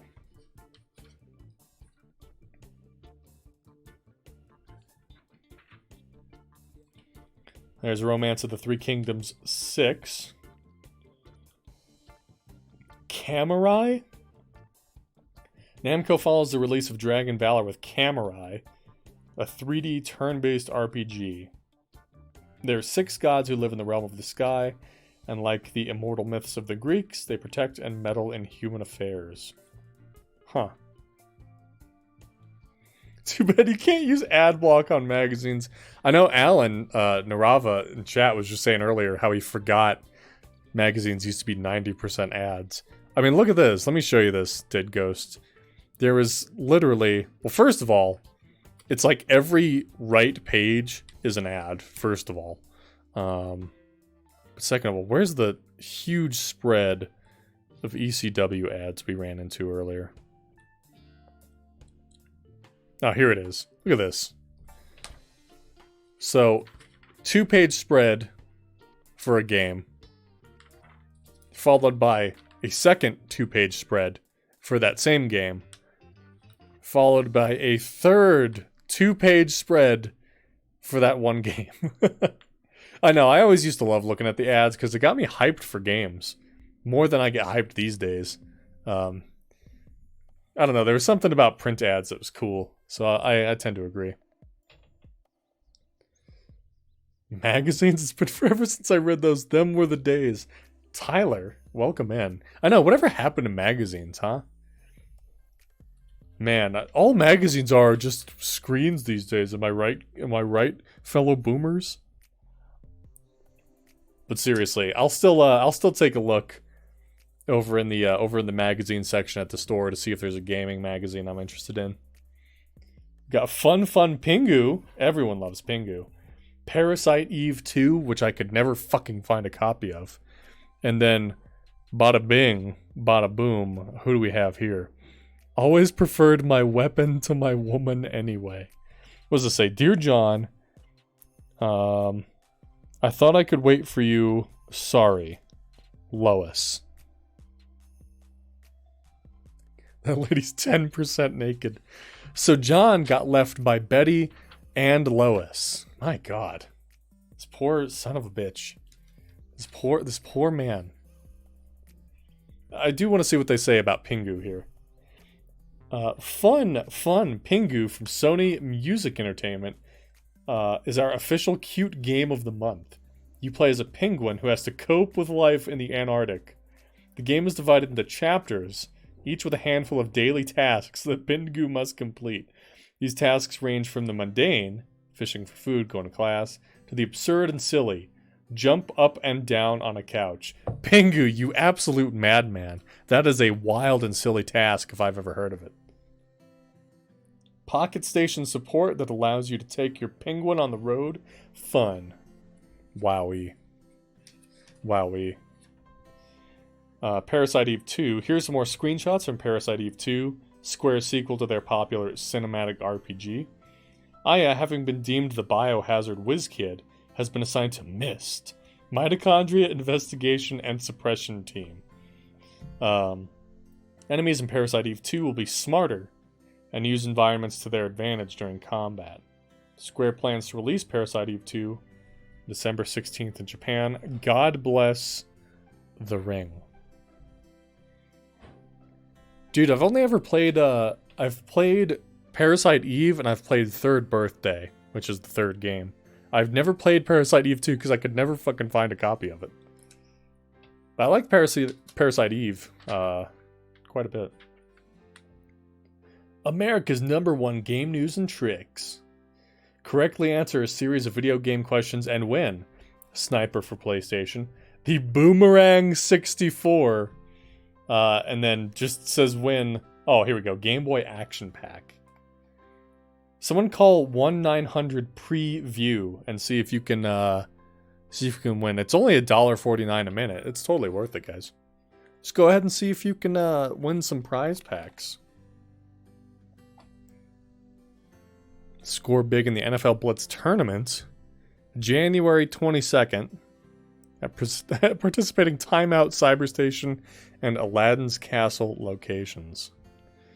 Win exciting NFL prizes, such as a Super Bowl 34 cap, NFL Blitz 2000, a subscription to EGM. Ooh, and you can get some helmets. Arcade, wow. The guy's looking at her weirdly. He's like, yeah, I got myself a real gamer girl. I'm set for life, baby. Gamer girls are hard to come by, but look at her. I've got her. All it took was to keep her here against her will. I can't call. My mom said she needs to use the internet. Army Men, Sarge's Heroes. Start your day fortified with air troops, ground troops, and 8 essential vitamins. Thanks, Sarge. I appreciate that, man. Please get out of my cereal. Deliver us from evil. What is this? Oh, Castlevania, Legacy of Darkness. I kind of like this. See, this is cool. You don't get ads like this anymore. Because print ads were, like, special, you know? They had to be eye-grabbing. And this is awesome, right? Like, in the modern day, they probably wouldn't craft an advertisement like this for a game.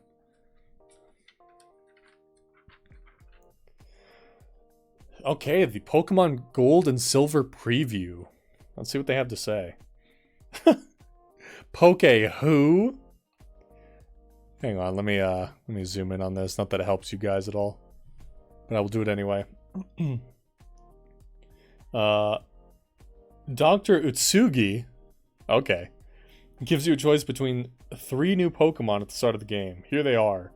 Hino Arashi, of course, with a flame mohawk shooting from his back. This little guy is a tough poke. We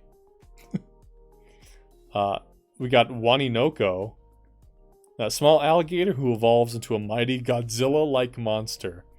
And Chikorita, who is just Chikorita, a plant-type Pokemon with a leaf growing from his head. They didn't even have anything nice to say. No one ever has anything nice to say about Chikorita.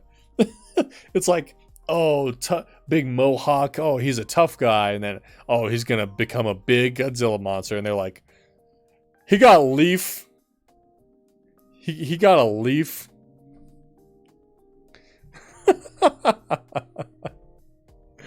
Oh, wow. Oh my goodness. Okay. Are you from a parallel universe? Your wedding ring's on the wrong hand? Oh, this is not a wedding ring. It's just a ring. I said. Not revealing that I'm from an alternate universe. Lol, grass starters. Hey, don't hate on grass starters. Grass starters are superior. Unless they're not. Which is most of the time. Anyway, let me read this. Color? Yes. But there's a lot more. There's a lot more new in Pokemon Gold and Silver. This is the true sequel to the original Pocket Monsters game, which debuted in Japan 5 years ago. Note, names of places used in this preview are from the Japanese version of the game and likely to change. Yeah, no shit. You begin your journey in Wakaba Town, where you say goodbye to your mother and grab one of 3 Pokemon from Dr. Utsugi. There are 251 Pokemon in the new games. Some of these are pre-evolved forms of popular monsters like Pikachu, Electabuzz, and Clefairy. Get a male and a female of those and take them to a farming couple which breeds Pokemon, and you'll get an egg about an hour and a half later. Says see sidebar. We'll have to look at that in a sec. Eevee can evolve into 2 additional forms, A Psychic Eevee and a Dark Eevee. They didn't even have Japanese names yet. Gold and Silver have 2 new types of Pokemon, Dark and Steel. Finally. Let's see, what else here? There's some artwork differences between Gold and Silver. Some Pokemon have different poses depending on which version you're playing. Huh, I don't think I remember that. The Pokegear is possibly the handiest gadget in the game next to the backpack. With the Pokegear, you can check the time, look at an overworld map, and make and receive cellular phone calls, listen to the radio, among other things. Better not be a wedding ring. David, don't worry. Don't worry. I would never, without you, David. God, I was so hyped for Steelix, both the video and card game. Dog shit in both. I agree. Because I remember, dude, seriously, my favorite Christmas of all time, I got a Game Boy Color and a copy of Pokemon Silver. And I remember people talking about Steelix, and I was so jazzed about it. And then I never fucking used the Steelix ever. What else we got here? Let me zoom back out for you guys. See the whole spread here. Let's see. Lucky Channel, blah blah blah, the lottery system. Remember in the first game that if you wanted to use Cut or Surf, you'd have to go into the Pokemon menu and select it? Now all you have to do is move toward the area where you'd use it and press A. It automatically chooses the correct move from whichever Pokemon has learned it. Wow. What a time to be alive, am I right? I've never played Pokemon, and I don't get the hype for it, to each their own. Pokemon's one of those things where it's like, especially these days, I'm not a huge fan of modern Pokemon games. I feel like it's one of those series where if you didn't get on the train early enough, you sort of missed your chance. They had that in Red and Blue too. Man. So yeah, I feel like if you didn't get into Pokemon when it was beginning, then it'd probably be kind of hard to get into it now, because so many other games have done better with RPG mechanics, with monster or creature collecting mechanics, with battling mechanics. Pokemon fans are Pokemon fans because of the longevity, I think. So, I totally get it. Let's see here. If you're an owner of the Game Boy printer, you can print out your Pokemon data. There's also a Pokemon photographer who'll ask if you want a special picture of one of your monsters. Remember Todd from the Pokemon TV show? He's in here too. You can print out the picture of your Pokemon and stick it anywhere you like. Man, 2000s technology was crazy. But at the time, sheesh, it broke new ground, I know. Trading Pokemon with previous versions of the game is tough, but you can do it. Blah, blah, blah. Oh man, the time capsule. Wow, I forgot all about that. Anyway, here's where they talk about Pokemon fucking. New to Gold and Silver are male and female types of each Pokemon. Some of these can breed and produce an egg, which will hatch into their pre-evolved form. For instance, get 2 Pikachu together, leave them at the farm, and in about half an hour, you'll have an egg which hatches into a Pichu. Isn't he just the cutest thing? I really wish Game Freak or the Pokemon Company or Nintendo, whoever made the decision that every Pokemon has to have 3 stages. I really wish that never happened. I like it when there's just a Pokemon that just exists, or a Pokemon that's 2 stages. I hate that there has to be 3 now for everything. Pokemon literally saved Nintendo's handheld product line. It absolutely did. Well, the Game Boy had been out for so long by the time Pokemon came out, that it gave them some more time to develop the sequel. Not the sequel, but the successor to the Game Boy. Because people were so obsessed with Pokemon at the time. Was it pixelated on the game? Yeah, the games did look like this. And this is the Game Boy Color. The Pokemon Red and Blue on the original Game Boy looked worse than that. Make it better. Game Freak has added a lot of things which make the Pokemon experience better. Here are just a few examples of what you'll find along the way. The slot machines in Kogane provide a worthy distraction for the would-be Pokemon Master. An overworld map is right on your Pokegear, so you don't have to carry it as an item. A backpack makes carrying and sorting items a breeze. There's a pocket for Pokeballs, HMs and TMs, miscellaneous items, and important items. Makes finding things very simple. I also dislike that they turned TMs into infinite use items. There's no consequences anymore. Time passes in the game just as it does in real life. Different Pokemon appear in the morning, day, and night. Catch them all 24 hours a day. That was a big deal.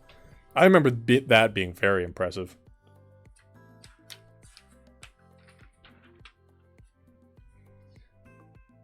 Oh yeah, here's the that fucking V8 game. And the Pokemon trading card game, which I was I was considering getting this because the 3DS eShop is getting ready to shut down, and I was like, man, I could pick up the Pokemon trading card game, but then I remembered it's kind of shit.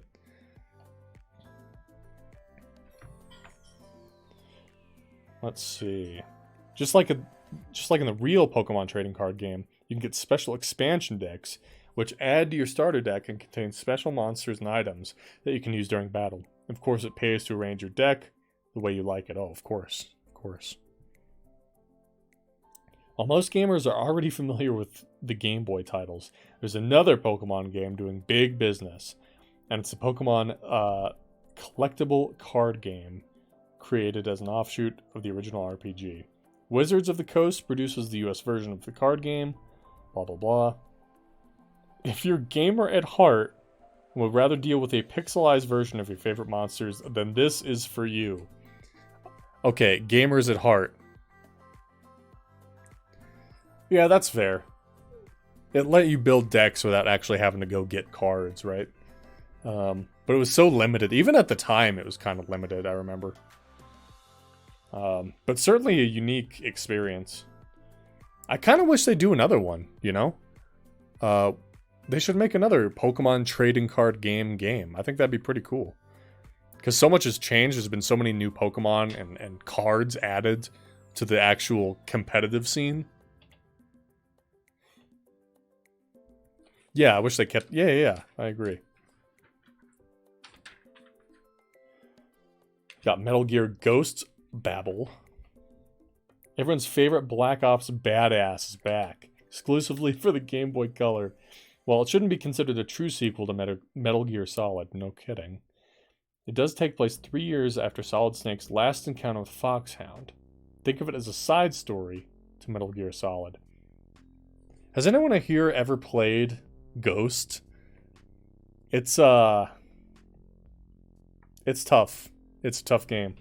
And they somehow managed to add Konami-esque cutscenes into a Game Boy Color game. Tomb Raider for the Game Boy Color, Bionic Commando Elite Forces, Crystallis. They have an online version. Oh, I know. I've seen that before. But oh my god, you have to... Yeah, I don't know. I feel like it's not user-friendly. I've seen the little cards they include with the real packs of Pokemon cards, where it's like, hey, get a card in your online game or whatever, and I'm like, I don't know if that's a great system. GameFever.com. Oh, now we're talking. Sonic Pocket Adventure, now we're talking. Sonic's back in a rare two-dimensional form on the Neo Geo Pocket Color. Pocket Adventure, available now, is loosely based on Sonic 2 for the Genesis. Developed by Sega Sonic Team and published by SNK. This is close as you're going to get to playing a new Sonic on the go. Yeah, it's a heck of a thing. Pocket Adventure. Let me see if I have this game.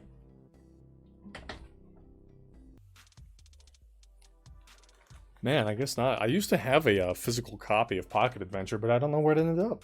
It's not with my other Sonic games.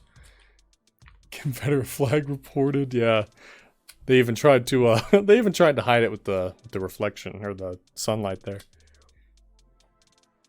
Dukes of Hazzard racing for home. I reckon you all haven't lived life till you leap across an officer of the law and the General Lee. I reckon. Yeah, I reckon. Card Fighter Clash, SNK versus Capcom. SNK versus Capcom Match of the Millennium. My god. So much SNK versus Capcom. Gun Bullet Fever. Keyboard Mania. Can't play the keyboard? That's okay, because with Konami's Keyboard Mania, you'll be playing like a regular Mozart. Mozart, famous keyboard player. All you have to do is hit the right keys on the 24-key Casio keyboard as the on-screen commands fall from the top of the screen to the bottom. So it's... Wow. Surprised that didn't catch on with the Guitar Hero crew. Virtual NBA Jumping Groove. Namco's Jumping Groove seems to take a more minimalist approach to dance games, concentrating more on a physical rather than cerebral workout. You hold onto the bars and jump over the lights, which scroll down light. God, I can't read. Scroll down to the beat of the music. Light sensors on the floor pads will let the game know if you've screwed up. That's me every day going to my accounting job like this, just jumping over officers of the law in your General Lee. Deer Hunter for the Game Boy Color, a rich and fulfilling hunting experience, to be sure. Battlezone: Rise of the Black Dogs. I don't know. I don't know what this is. I don't know what this game is even. Play as an American Soviet or Black Dog Renegade. Comes out in March, only a month after this issue comes out.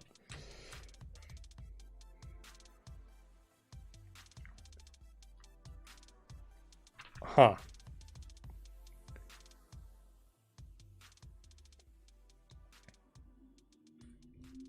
Huh. If this dude, Yaromir, is that how you pronounce his name? I don't know. If this dude really wore goalie masks that were painted like this, including the Call 911, and the fucking cheese mask, that would be awesome. I don't know if that's true or not, but I'm choosing to believe that it was. It's funny how the ad art is nothing like the game. Oh, of course. They couldn't pull off stuff that looked like this back in the day. It's pretty good, though. I mean, I assume it's an N64 game. Yeah, N64.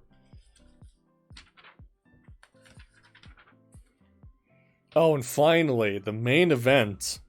The main event of the magazine, which they teased on the front, is this preview of Crazy Taxi, which all the editors and writers were just going crazy about. Chances are, the new video gaming love in your life is the Dreamcast. After smashing expectations way before Christmas, Sega's new system went on to have an impressive holiday season. Well, over 1 million of you are now enjoying Sega's success. But what game should you watch for next? Sega's impressive Naomi-based arcade game Crazy Taxi has been high on many people's wish lists for some time, and in early February you'll be able to have an arcade-perfect conversion with lots of extras in your living room for several thousand dollars less than investing in an arcade unit. If you're really into the idea of the game, though, you could enter our competition on page 150 to try and win an arcade machine all your own. My goodness, they go in on Crazy Taxi. It was never a huge hit for Sega, but it has been responsible for getting a different kind of player into the arcades. Simple, what does this say? Simple is effective. If there's one thing that all the most successful arcade games have in common, then this is probably it. Keep the premise light, the action high, and make it all look as pretty as possible. God. My 2 cents. When you first start playing, you're obviously blown away by the graphics and level of detail. You're obviously blown away, obviously. Then you start to appreciate just how exciting it is. Then after a while, it dawns on you just how simple the game is. But that's the thing.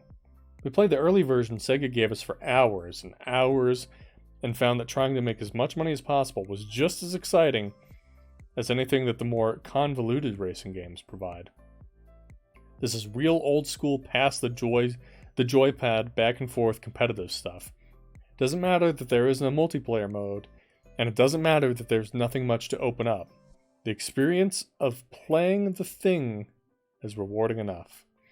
People are going to want to buy this the second they see it in stores. It'll be a huge hit for Sega. Kind of was. I mean, Crazy Taxi's popular. I can't speak for at the time. I was too young to really know what was going on with sales and shit. But yeah, Crazy Taxi's always been a popular game. My favorite is the TV ads for games in the 80s. They overdid how kids actually act. Oh my god, I know. They have, in some ads, they have those kids screaming and just destroying their rooms and acting like absolute animals.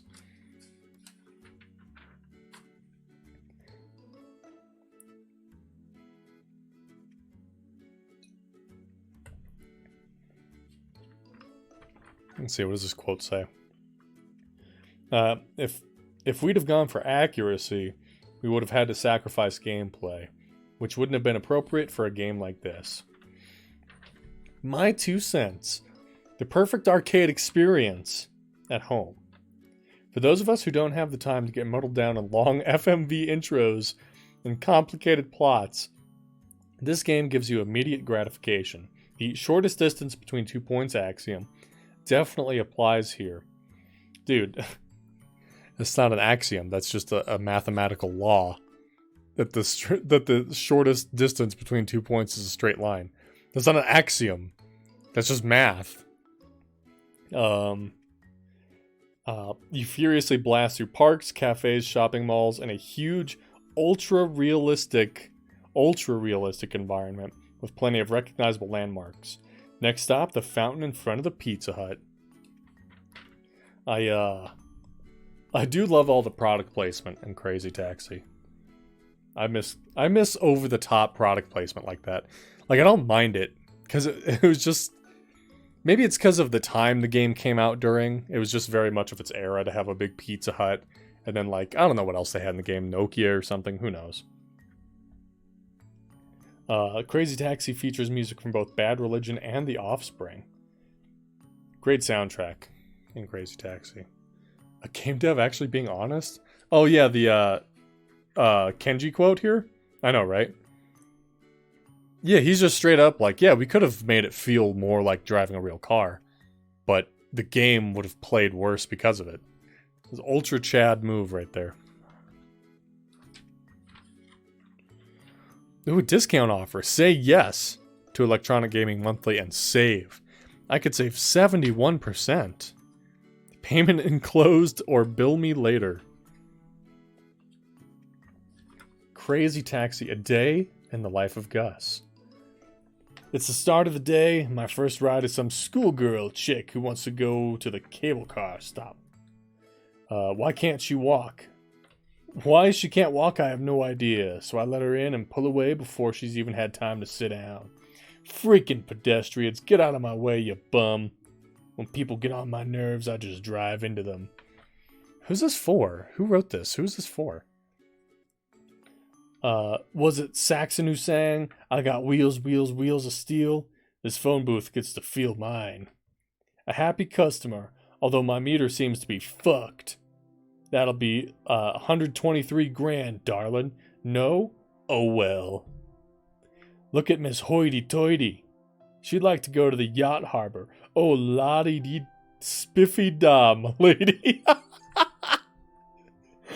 Oh, lottie-da-dee-spiffy-da, m'lady. Honestly iconic.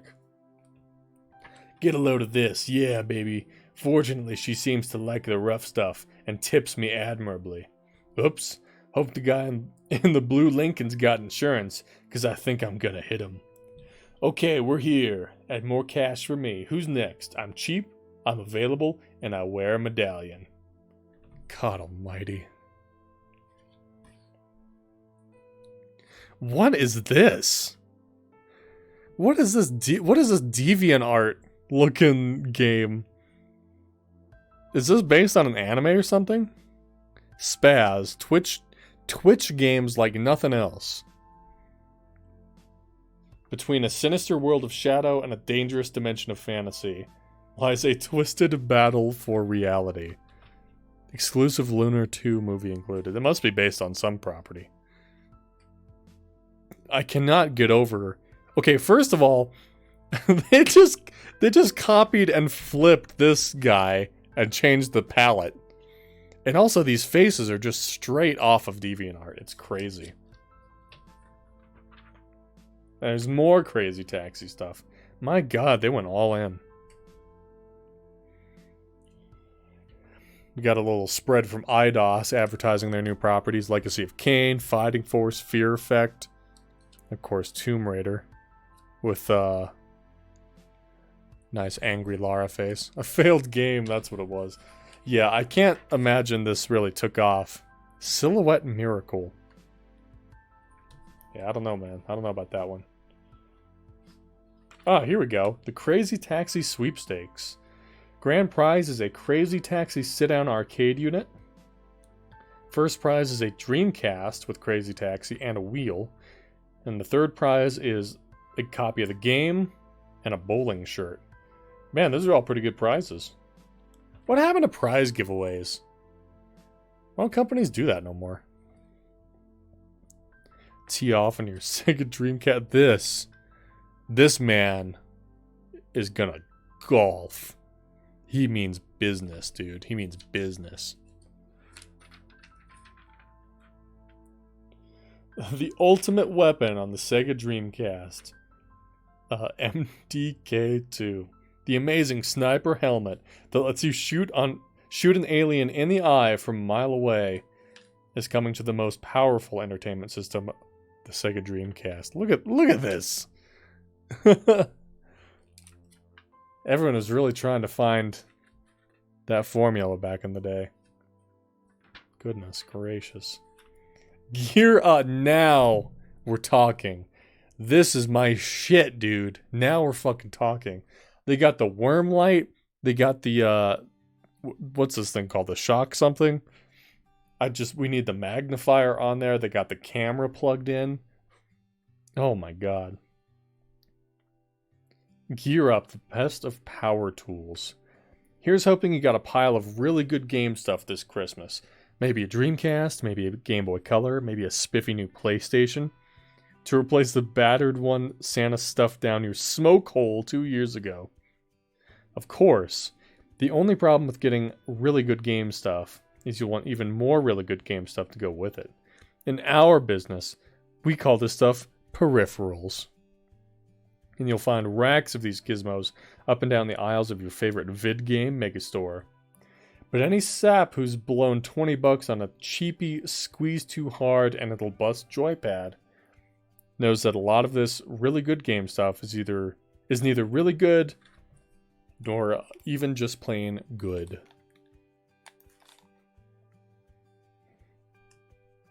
Look for the license. Yeah, that's fair. Third-party stuff was pretty notoriously bad in the 90s and 2000s. Looking at you, Mad Cats. Arcade stick, the Dream Pad. Stuff to avoid. Force pack. Oh look, Mad Cats. How about that? Do we really need a goofy little light on the end of our jump pack? We don't think so. Dreamcast light guns. The fishing rod, great for Dreamcast fishing games. You've never played a fishing game until you've played a Dreamcast fishing game with the fishing rod. I'm telling you. The Tremor pack, the rally wheel. So that's the Dreamcast stuff. Okay, here's for PlayStation. You got the Gun Con. You got the GT2. A fishing stick of their own. The Pro Shock Stick. What the hell is this? if the joystick is like roughly palm sized, the ball of it, I mean, these buttons have to be absolutely enormous. I mean, I guess it's good for the arcade feel, but Of course, the multi-tap, the shock hammer. As far as third-party controllers go, the shock hammer is the one to go with. We have some issues with the placement of the shoulder buttons, but overall, it's a good-looking, quality product. I guess the stuff to avoid is down here on the bottom. Infrared controllers. Oh boy, what do they have to say about this? In general, these things just don't work well, and they require batteries. Companies who manufacture such devices often claim its infrared is new, better, and different than others, but in most cases it's the same old thing. That's true. That is true. A lot of the early infrared controllers were very hit or miss. Cooling devices, camo, and US flag pads. Are you a member of a militia or an extreme patriot looking for the perfect extra pad for your new PlayStation? Then look no further, enough said. Wow. Alright, peripherals for the N64. The Stingray? The infamous Stingray. The True Steer 64. Of all the gadgets that have come along, this one is the strangest. It's a foam wheel that snaps snug onto your N64 pad and allows you to steer the analog stick around. There's a notch in the foam wheel the analog fits into. Great for those who don't want to deal with a steering wheel and pedals. I don't really get how that works, though. Like, so the N64 stick has to move different directions, right? So you put a big wheel on it that turns like this. How's that going to move I don't really get how that would work. Rumble rod, another fishing rod. The Game Doctor! Oh my god, I remember this thing. I've used this thing before. If you have discs, games, music, DVDs, etc., excuse me, with scratches in them, you need the Game Doctor. The thing that will fix most any surface scratches in a matter of minutes. Now you don't have to toss Skippy discs in the trash or take them back to Funko Land. Dude, Game Doctors did not work worth a shit. I never had any good luck with a Game Doctor. I never fixed anything with a Game Doctor, I swear to God.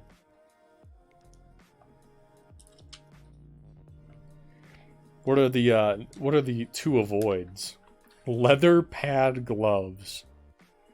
Maybe this sort of thing works with Palm Pilots and cell phones, but not with controllers. Do you really need leather on your PlayStation and N64 pads? We didn't think so. Hey David, I don't know if you're here anymore. I hope you are. I really, really need you to find a leather gimp suit for your N64 controllers. If you could go ahead and find some leather gimp suits for your triple bananas here, I would really appreciate that. Gold and silver pads, of course. The Intensor chair. Novelty memory cards. Oh my god, look at these. I think Cat Icarus talked about one of these novelty memory cards just recently, the Lara Croft one. Just how big of a fan of Lara Croft or Duke Nukem are you? If you're so into them, you just had to see a shrink, and chances are you already own these goofy looking things. They work fine, but all of them are just so weird. I tend to agree. Those are weird. Will do, buddy. Thank you. Thank you. Here's your Marvel vs. Capcom spread. Got all the classics over here. Juggernaut, Venom, Captain. All the classics. Over here we got all the classics. Even Megan Man. They even got they squeezed Megan Man right into the bottom. Love Megan Man. And now we're back to the ads. We haven't had a good ad in a while. Symptoms of fear. Perspiration, dilation of pupils, trembling, nausea, loss of appetite, dry mouth. That's what you will experience while playing Fear Effect.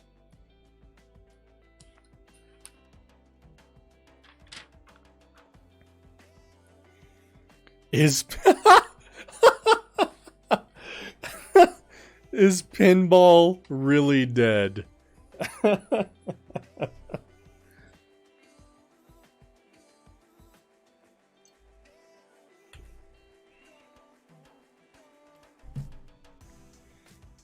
Wow.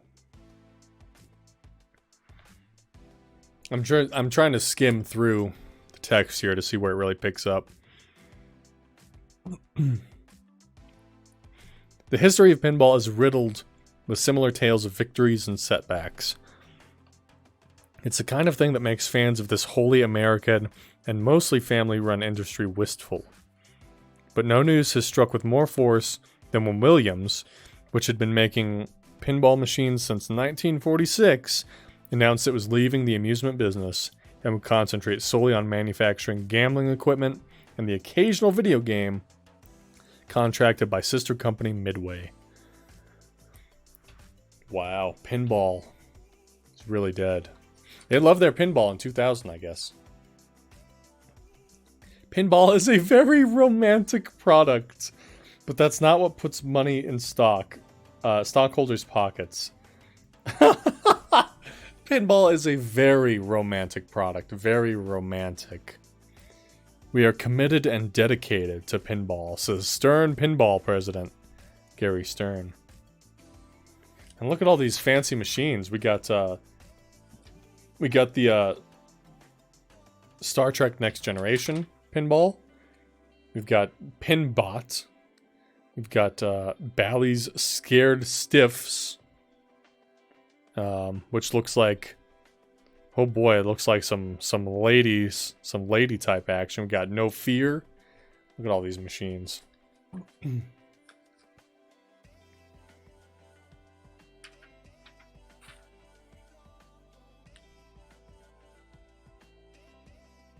Obviously, I'm not reading the whole article, but I'll read this this last little bit here. Oh god. Oh god. Oh god, I hit my camera. Oh god. Oh god. Oh jeez.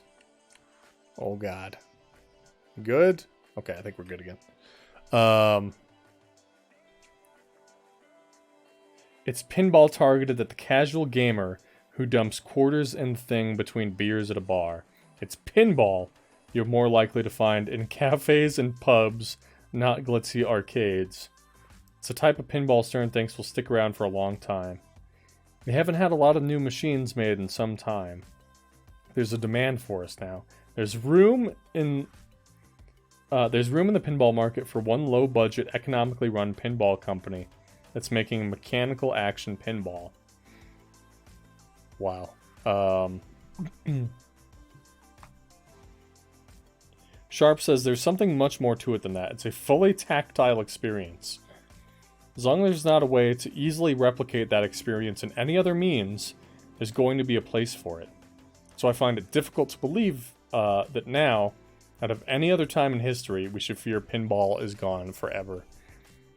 I mean, I tend to agree. There's something to the tactile experience for sure. Like, there's something really good about clicky buttons.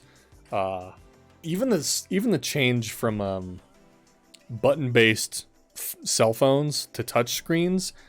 Every now and then, I find myself missing being able to push in the keys and stuff.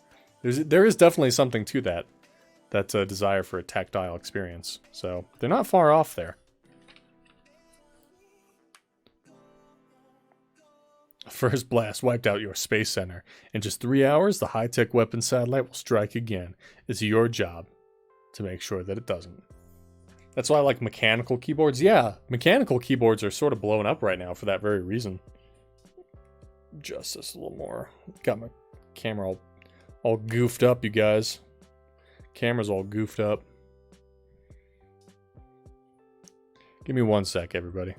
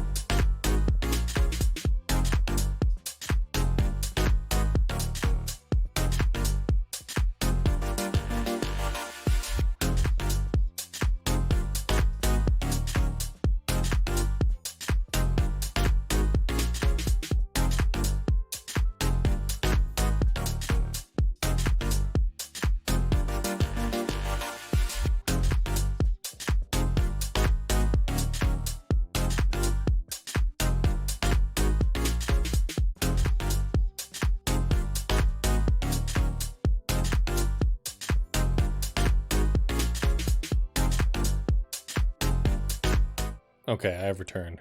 Sorry about that, guys. Look at this review crew. These are the men and women, and by that I mean only strictly men. White men with the occasional Asian man who who decide what games are good and which games are not good. Gotta love it.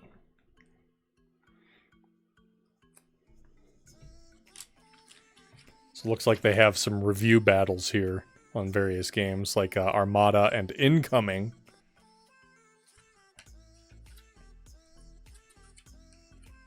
Wait, who's this? Who's this guy? The mystery man. Shiny new review crew member. Still coming soon. Who will it be? It's like... this is basically as exciting as waiting to see the new character who's going to get added to Super Smash Bros. It's basically that exciting. Our search for the last RC member is nearly over. But who will it be? The real Elephant Sack? The return of Sushi X? Really, we find out soon, really, we promise. We're not kidding this time, you'll see. Wow, can't wait. I hope I can find a March 2000 issue, just so I can see who's going to get added to the review crew. Let's see, what did they review here? F1 World Grand Prix, NFL Quarterback Club, which I actually reviewed on my YouTube channel as part of a big football games video. Soul Fighter, South Park Chef's Love Shack. Good choice. Test Drive 6. Vigilante. Also got Zombie Revenge. They love their Zombie Revenge. They love their Zombie Revenge here. Heading to bed, this is fun. Ah, Nanners, thanks for being here. There's going to be more streams with more magazines of this. And I'm going to put them on my YouTube channel. So I hope you enjoyed, and thanks for being here. You have a good night. NBA Showtime Shadow Man. Revolt Racing, Brunswick Pro Circuit. All sorts of stuff. Castlevania. Mario Party 2. I am curious what they say about this in particular. So let's see.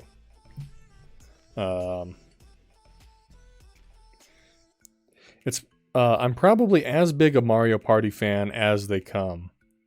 Even when the rest of the staff grew up and moved on, I was still playing it one player. Now that the sequel's here, I'm both happy and disappointed. Oh, Nintendo fans, you've never changed, have you? On one hand, the game has been improved. All of the boards are more interesting with the addition of Koopa Banks, item shops, and events that can steal your coinage or toss you around the map like a ragdoll. One-on-one duels and battle minigames add spice to the mix as well. And with 44 new minigames, you have what seems like the perfect recipe for a worthy sequel. Problem is, all of these improvements are minor at best. Well, I'm sorry, what did you want out of a Mario Party other than a bunch of new maps and games? Shoe? Let's see. It also doesn't help that 20 of the 64 competitions come from Mario Party 1. That's why you said that there's 44 new minigames. If you'd said there's... Okay, whatever. I'm also bummed the longer term goals are gone, saving coins to buy new boards, trying to earn 100 stars, etc. I guess I can understand that. They provided some fun extra incentives to keep playing new games. Even though Mario Party 2 should probably be called Mario Party 1.5 or Mario Party Director's Cut. Or maybe Mario Party Deluxe. Or maybe Mario Party Booster Pack. It still provides a decent time, if you don't mind. That this cart isn't full of new surprises and you're looking for more 4-player party game goodness, then by all means get it. Mario Party 2 packs just as much goofball fun as the first game. I'm not so sure the sequel's worth grabbing. If you've already played the original to death, too many of the minigames here feel like refurbished versions of the old ones. You'll find few enhancements to rules. Still, only the most jaded Mario bashers among you would snub this expertly crafted multiplayer experience. It'll keep you and your 3 pals partying for months.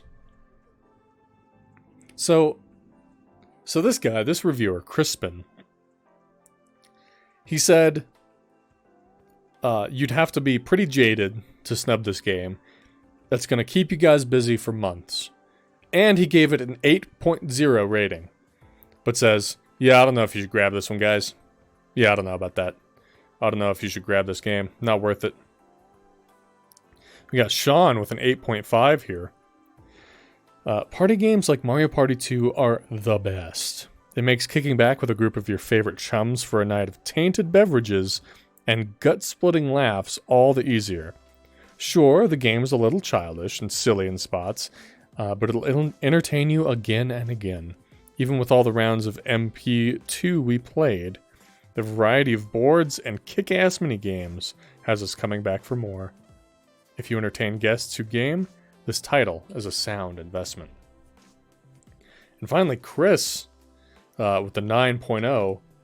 I think historically...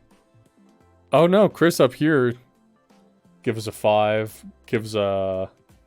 I guess they sort of mix them up all over the place. Anyway. I didn't think Nintendo and Hudson could improve on the original Mario Party, but they've done it. An excellent follow-up with enough new minigames and twists on some from the first to keep me coming back. Each board has its own personality, but it's not quite as easy to screw other players over in the star department. Do not play this game alone. All that's missing are Nintendo's other characters. But I guess it wouldn't be Mario Party then, eh? Ah, Chris was calling for Nintendo Party early on. Look at you, Chris. You're never gonna get it. You're never gonna get it. Oh no, Donkey Kong 64. Oh no. Oh no. Let's see what we got going in Donkey Kong 64. There are few video game characters that have been around as long as Donkey Kong. Rare worked magic on the Super NES. Were they really not abbreviating it to SNES yet by this point? They were still calling it the Super NES? Okay. They worked magic on the Super NES by reviving him for Donkey Kong Country. And now Nintendo and Rare try to bring that same magic to the Nintendo 64. Only problem is that DK64 isn't as revolutionary a game to the N64 as DKC was to the Super NES. Graphically, DK64 isn't a huge step up from games like Rayman 2 or Banjo-Kazooie. The game itself walks the now well-trodden path that Banjo-Kazooie did a few years back, making it seem that Rare has fallen into a predictable formula of games. Collect multiple types of items. Skip this song. Where was I? I lost my place. Oh yeah. Making it seem that Rare has fallen into a predictable formula of games. Collect multiple types of games, this time using multiple characters. Collect everything and be treated to a special ending. Is this really worth it for the payoff? It's not that DK64 is uninspired. Its minigames will be a lot of fun for the first time you play them. But you play them over and over and over again over the course of the game, with shorter time limits and higher requirements making them harder. Blah blah blah. Rare's got a fine game in DK64. Better than most. Revolutionary? No. Fun? Yes. It'll take too many hours to complete the game. And if you want to collect everything, better set aside at least 40 hours if you're not using a hint book. Now, I've never played DK64, but I've certainly heard my fair share of complaints about that game. Oh, sorry. No, I was just sending some messages. I was only gone for a sec, David. Don't worry. Anyway, sorry, guys. No, I was admiring this Donkey Kong 64 review they put in here. Anyway, let's see. Namco Museum 64, NBA Courtside, Ridge Racer. They got a lot of reviews stacked up here. Roadsters, Top Gear Rally, Chocobo's Dungeon 2, Fighting Force 2, March Madness, Silhouette. Oh, Silhouette Mirage. That's the DeviantArt looking game. Where's that ad?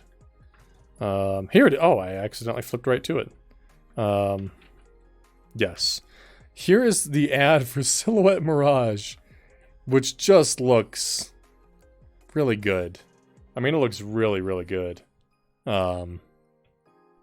Possibly the finest advertisement seen in this magazine, in this copy of EGM. Anyway, I'm curious what the reviews are like here. Does it say, oops, wrong page. Okay. This is a PlayStation game. Let's see. God, my internet is ass today. Oh no, Katie, I'm sorry. Is it everyone? Is everyone lagging? Or is it, is my stream okay? I know there's lines going across the screen because of my damn webcam. What is that art? It's good art is what it is. It's good. And you know how they know? They knew what they were doing because this insert is right behind the review for it, right?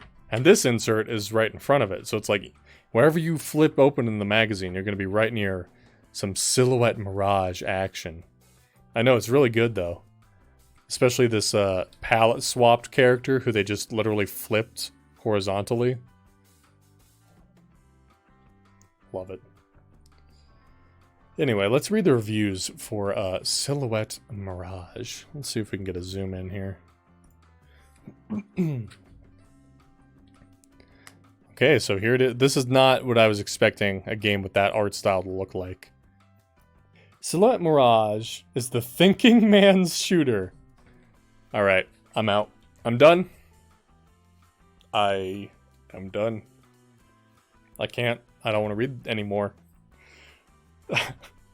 I can't do it. This chat. This right here. This is the thinking man's shooter. It's for the thinking man. The thinking man. Alright. Back to it, I guess. Silhouette is a thinking man's shooter, to be sure. It's one of those old school looking side scrollers that was way ahead of its time when it first came out on the Saturn.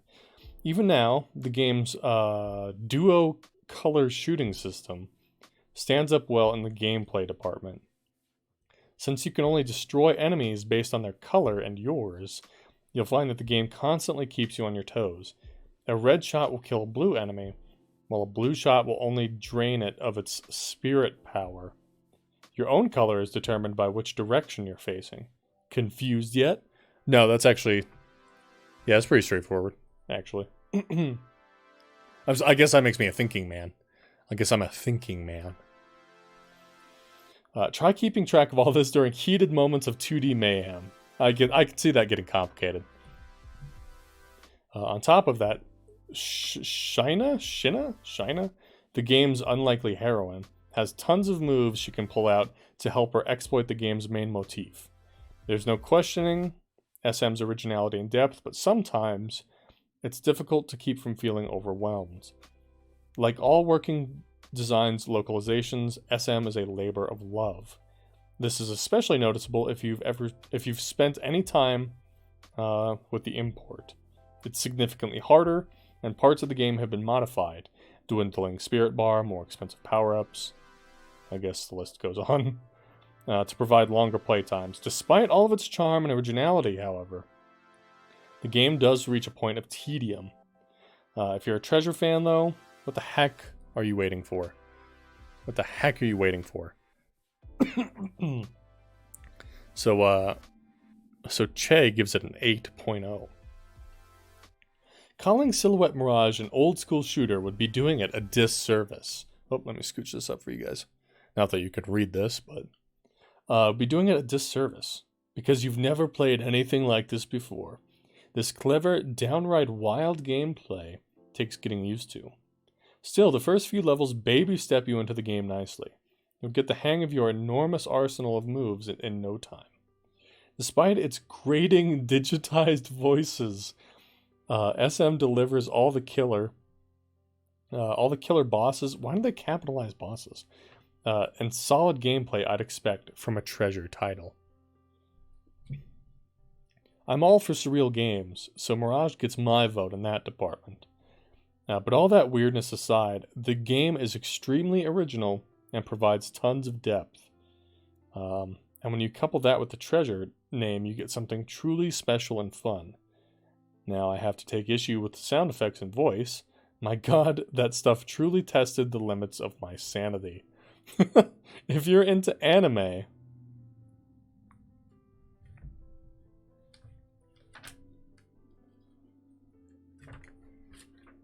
If you're into anime,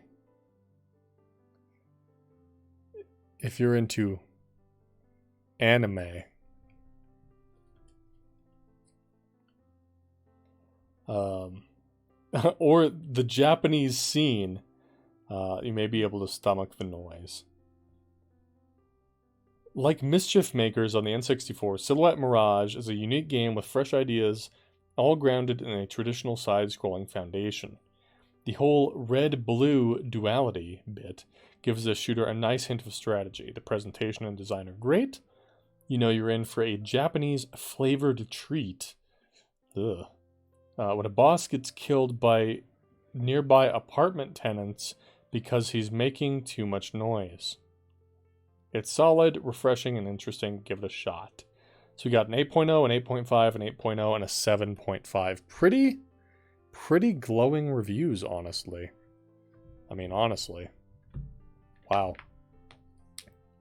Let's see. Stream buffering. See, I'm afraid it is me.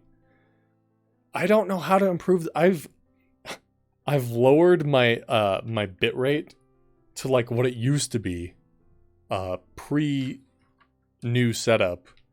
And boy, it seems to not be. It's all good on your end? Okay, so maybe it's not me. Oh boy. It's stressing me out. You know what? Maybe I'll look and see if Silhouette Mirage is available on PSN or something, because apparently it's a super original great time. My god, though. Thank God the game doesn't actually look like this. No offense to whoever made this art. Actually, high offense to whoever made this art. Alright, what do we got next? Gran Turismo 2. I was never into simulation style racers. So Gran Turismo was never my thing. Supercross. Tomba 2, the game I can't stop hearing about in this issue. We'll read one of the reviews. Let's see what Chris has to say. He's given it the lowest review score here. Whoopee Camp.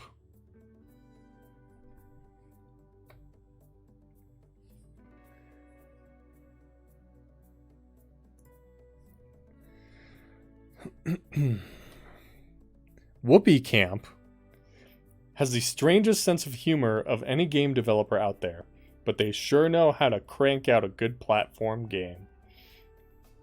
It's funny that so many things that are common now weren't common in the year 2000. Calling the SNES the SNES or the SNES.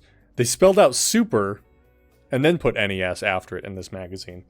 Calling it a platform game instead of a platformer. Just weird little details like that.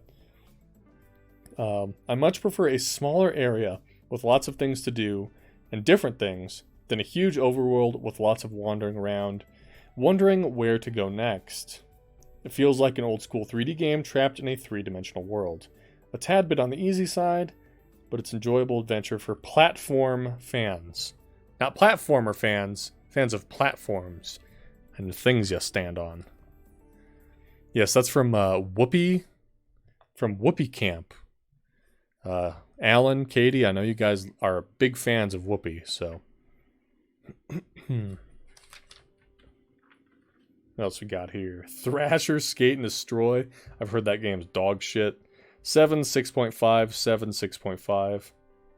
Sound is good, of course, because all skating games have killer soundtracks. Warpath, Jurassic Park. Hey, Star Wars Episode 1 Racer on the Game Boy. I've played the crap out of that as a kid. Game & Watch Gallery 3. Sonic Pocket Adventure got a 9.0 from Crispin. Haven't made Whoopi in a long time, though. My condolences, brother. My boy Sonic, who's looking a little rough up here, got a 9.0 from Crispin. What does Crispin have to say? At the very least, Sonic Pocket Adventure proves that SNK's portable is more than capable of blast processing, and the sharp visuals will make Game Boy Color owners a little jealous. I don't think that's true. I actually don't think that's true. This game instantly resurrects Sonic's 2D glory days. The classic look, speed, and gameplay will hook you immediately. Sonic Pocket Adventure does suffer odd bouts of slowdown, but these events are rare. If you got a Neo Geo Pocket Color for Christmas, buy this game first. There you have it. There you have it. Did they ever make a sequel to N64 Pod Racing? They did not, but that game was godlike. Diddy Kong Racing and Pod Racing better than 64. Man, I haven't played Diddy Kong Racing or Pod Racing in a long time, but I did enjoy the heck out of them when I did play them. So you might just be right. There's a review archive page with scores and such. Back in the day when you really had to get some publications to be like, okay, let me collect all the aggregate reviews for games before I make my purchase. What else we got in here? Ooh, tricks of the trade, game tricks and stuff. Let's see. Trick of the month for Tomb Raider: The Last Revelation. Incredible codes. In the game Face North, use your compass as a guide. All right, on to the next trick. Let's see. NBA 2K, cool codes. Huge ball, enter Beach Boys. Crowd message, enter Hi Mom. Giant heads, enter Fathead. Good stuff, all good stuff. Speed Devils, Toy Commander. DK64, what tips do they have for this? Get the jetpack. After acquiring 15 banana medals, go to Cranky and play the jetpack game. To obtain the Rareware coin, you must get 5,000 points in the game. After you do that, take pictures of 6 fairies with your camera and you will be able to play the jetpack game anytime. Just go to the mystery menu and find this option. I don't know if that's true or not. Donkey Kong 64 players, go ahead and sound off in chat. I know you're here. What else we got?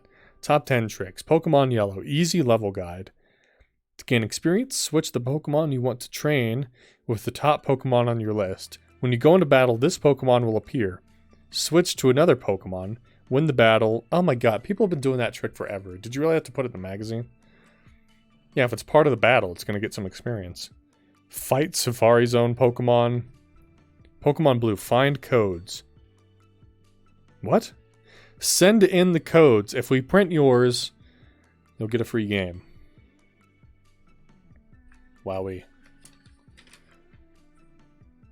OMG, that's how you do it? I'm gonna try that out right now.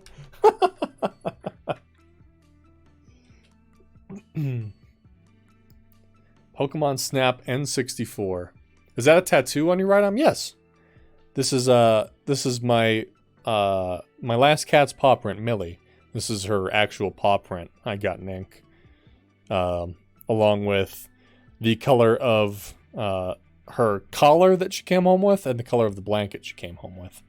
I had her for 20 years, so I got a tattoo of her paw on my wrist. Let's see. Pokemon Snap get level 7. There's a special rainbow level that will send you to space and let you capture a picture of the infamous Mew. First, get all the Pokemon signs in each of the levels, and Professor Oak will open up a new level where you'll find a Mew in a bubble. Stay in the middle and hit him with a pester ball 3 times as he passes. Then he will appear in the distance.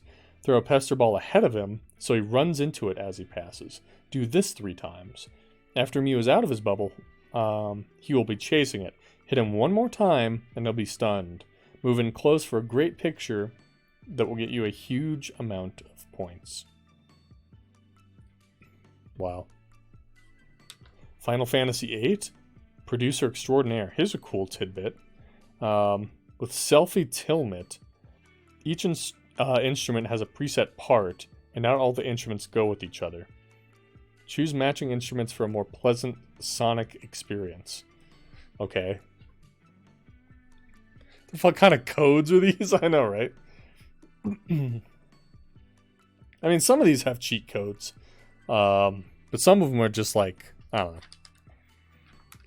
I don't know, dude. GoldenEye, tons of codes. Yeah, all sorts of junk.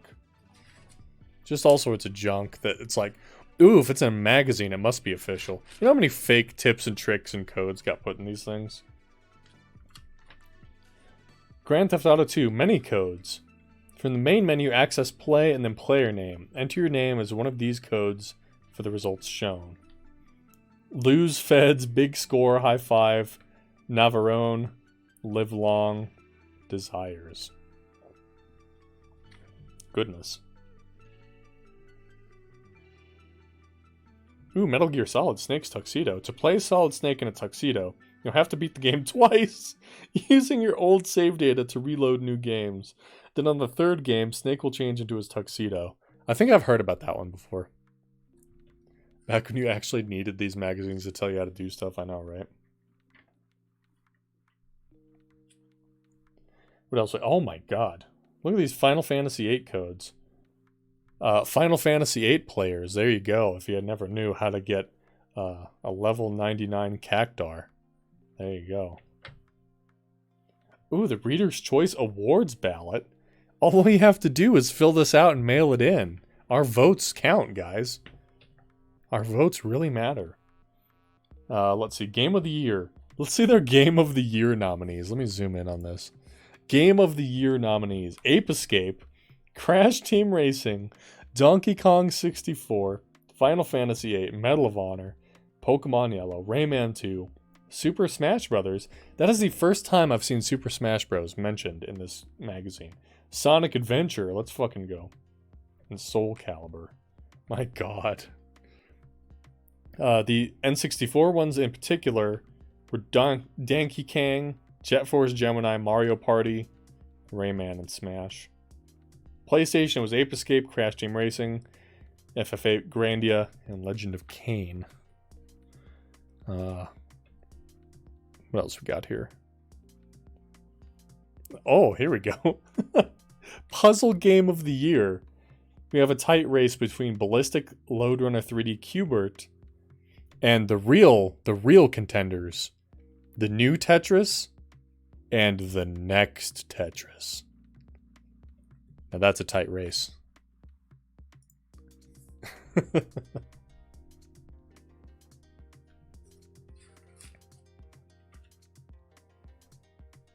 The decline of arcades. They really were worried about this.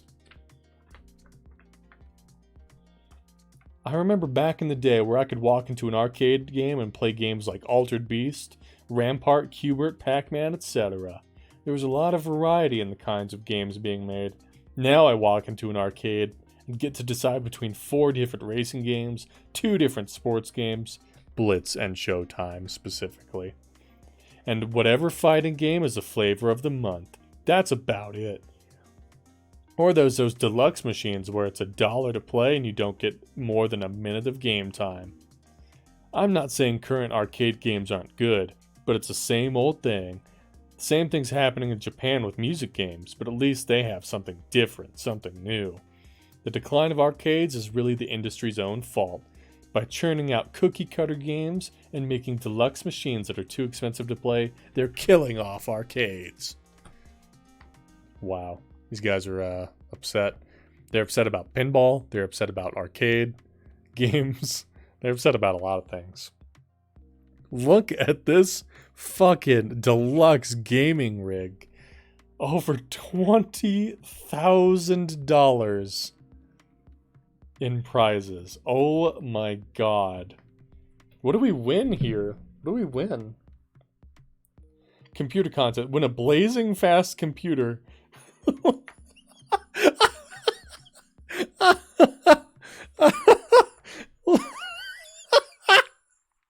F 500. Oh my god. Was that megahertz? 500 megahertz? A 500 megahertz MMX Pentium 2. A 120 meg RAM, 14 gig HD DVD, Windows 98 modem, and more. Oh my fucking god. Wow, that's a hell of a prize. Oh my god. Okay, anyway. I'm with Katie. Let's try to do this word grid. Let me zoom in again for you guys. Let's try to do this word grid right here. Alright. Here's the word list and letter code chart. I don't know what that means. So pinch is W. So we have to find a word that has H as the second letter, I guess. So we got, I guess, chase. Chase, I guess, is the only word. Right? Am I right? I feel like I'm right. So I'm going to go ahead and go out. So see how pinch has W for the mystery word? If you look here, pinch W, right? So up here we have H as the second letter. And the only word with an H as the second letter, I think, is chase, which puts a P, which I'm guessing makes this word power, but let's go ahead and figure it out anyway. We got dream, which would work if it's an O. Or break. I don't think Z is right. Oh, mystery word clue. World rulers have it, and in this contest, you have it. Oh yeah. So Alan figured out that it's power too. I mean, just the fact that P and W are the first and third letters kind of spoils it anyway. Wow. So enter me today. Here's my entry fee. $3 into the video game contest, $3 into the media rig contest, $3 into the computer contest, $5 special. Enter them all, save $4. So what's in the media rig contest? The ultimate gaming environment. I don't know what that means. 60-inch monitor, 130 watt receiver with Dolby Digital Surround, DVD and all components shown. Win TSS satellite receiver as a bonus option. Wow. That's a hell of a prize. Oh wow, look at all this. What is all this? One of those hokey third-party game ordering things. Chips and Bits Incorporated. Someone go ahead and see if chipsbits.com is still a valid domain. Give me the goddamn consoles as a gaming magazine. What do we got here? Oh, check it out. You got Half-Life, Half-Life Opposing Force, Half-Life Game of the Year Edition. What else we got? Quake 3 Arena. Let's see. Diablo 2. Unreal Tournament. They got used game sections. I mean, there's a ton of games here. I don't even want to read this. That's an insane list. Why would they print it this small? Could they only Oh, it's because Chips and Bits bought a page and a half, and BreeSoftware.com was stuck with a half page. The domain is for sale. Chat, let's get Chips Bits Let's put some money together to get chipsbits.com. Die. Die. Die. Go to the next level at whizgig.com. PlayStation Fi, Nintendo Fi 64, Dreamcast, Game Boy Fi Color, Expert Gamer, the essential guide to playing your best. Look at all this junk in here. There's a phone number to call to buy it. Katie, I'm begging you not to call that phone number. Yo, Gexpress? This has to be a Gex fan site by now. It has to be, right? We got action figures, the Super Battle Collection for Dragon Ball. We got Final Fantasy VIII figures, keychain set, soundtrack, postcard book, a seal book. I don't know what a seal book is. I don't think I want that. GameCave.com. Look at all this shit. They got Castlevania Resurrection for $47.99. Saga Frontier for $35. Diablo for $45. Look at this Final Fantasy vinyl figure series. Now, would you look at that? That's some good stuff. Wow. There's Funko Land. It looks like a preview of the upcoming magazine. They're going to talk about Driver 2, Gran Turismo 2. They already talked about in this magazine. Advertiser Index. An advertiser index. Oh, this is so advertisers could know where their ad was placed to make sure they don't have to sue anybody. Wowee. All right, what's the back advertisement here? You know that in that sci-fi thriller when that hacker kid taps into the ATM machine and then goes to the arcade, hangs out with his buddy, and is just about to get a high score when that evil cybernetic organism bad guy comes back in time with the mission to pursue this kid until he's dead, and then just when you think he's toast, this other guy comes out of nowhere and saves him? Well, there ain't nobody coming for you. Is that clear? Is that clear for everybody? Just so everyone knows, there ain't no coming back. There's nobody coming back for you. Do you understand? Okay, good. Good. That, along with this saucy Resident Evil 3 advertisement on the back of the magazine, some secrets come back to haunt you. It's in your blood. Yeah, that about does it for this copy of Electronic Gaming Monthly. So, yeah. What is the ad for? The bug one? I don't actually know. Let me see. It's for Sharkware Online, I think. Unless this is a separate ad. Oh no, this says Interact. Oh, I'm still off camera here. This says Interact. So let me see at the bottom here what it says. Interact. Oh no, this is Sharkware. It's all one big Sharkware ad.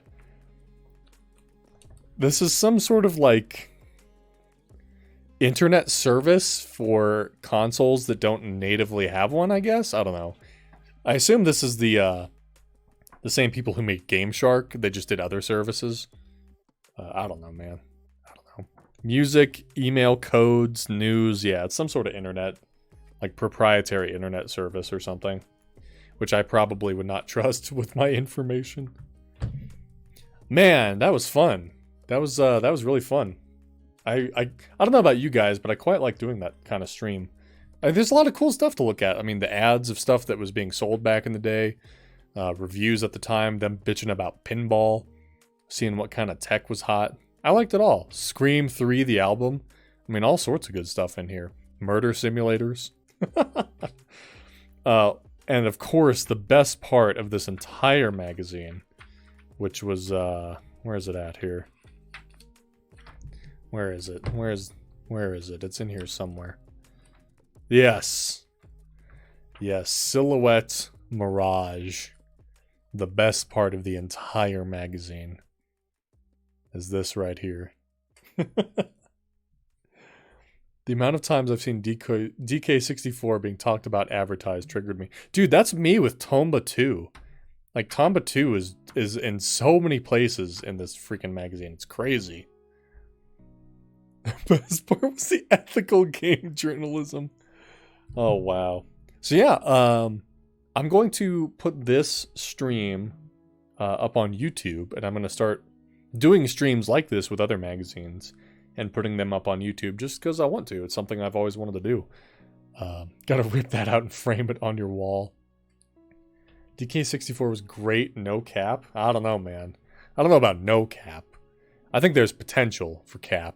Like, there's, you know, let's not rule out cap. Let's put a pin in cap for now, I think. But anyway, to show you guys what I have for the future before I get more magazines,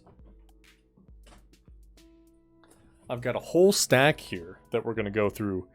Let's see. We got this Game Player Encyclopedia of Sega Genesis stuff.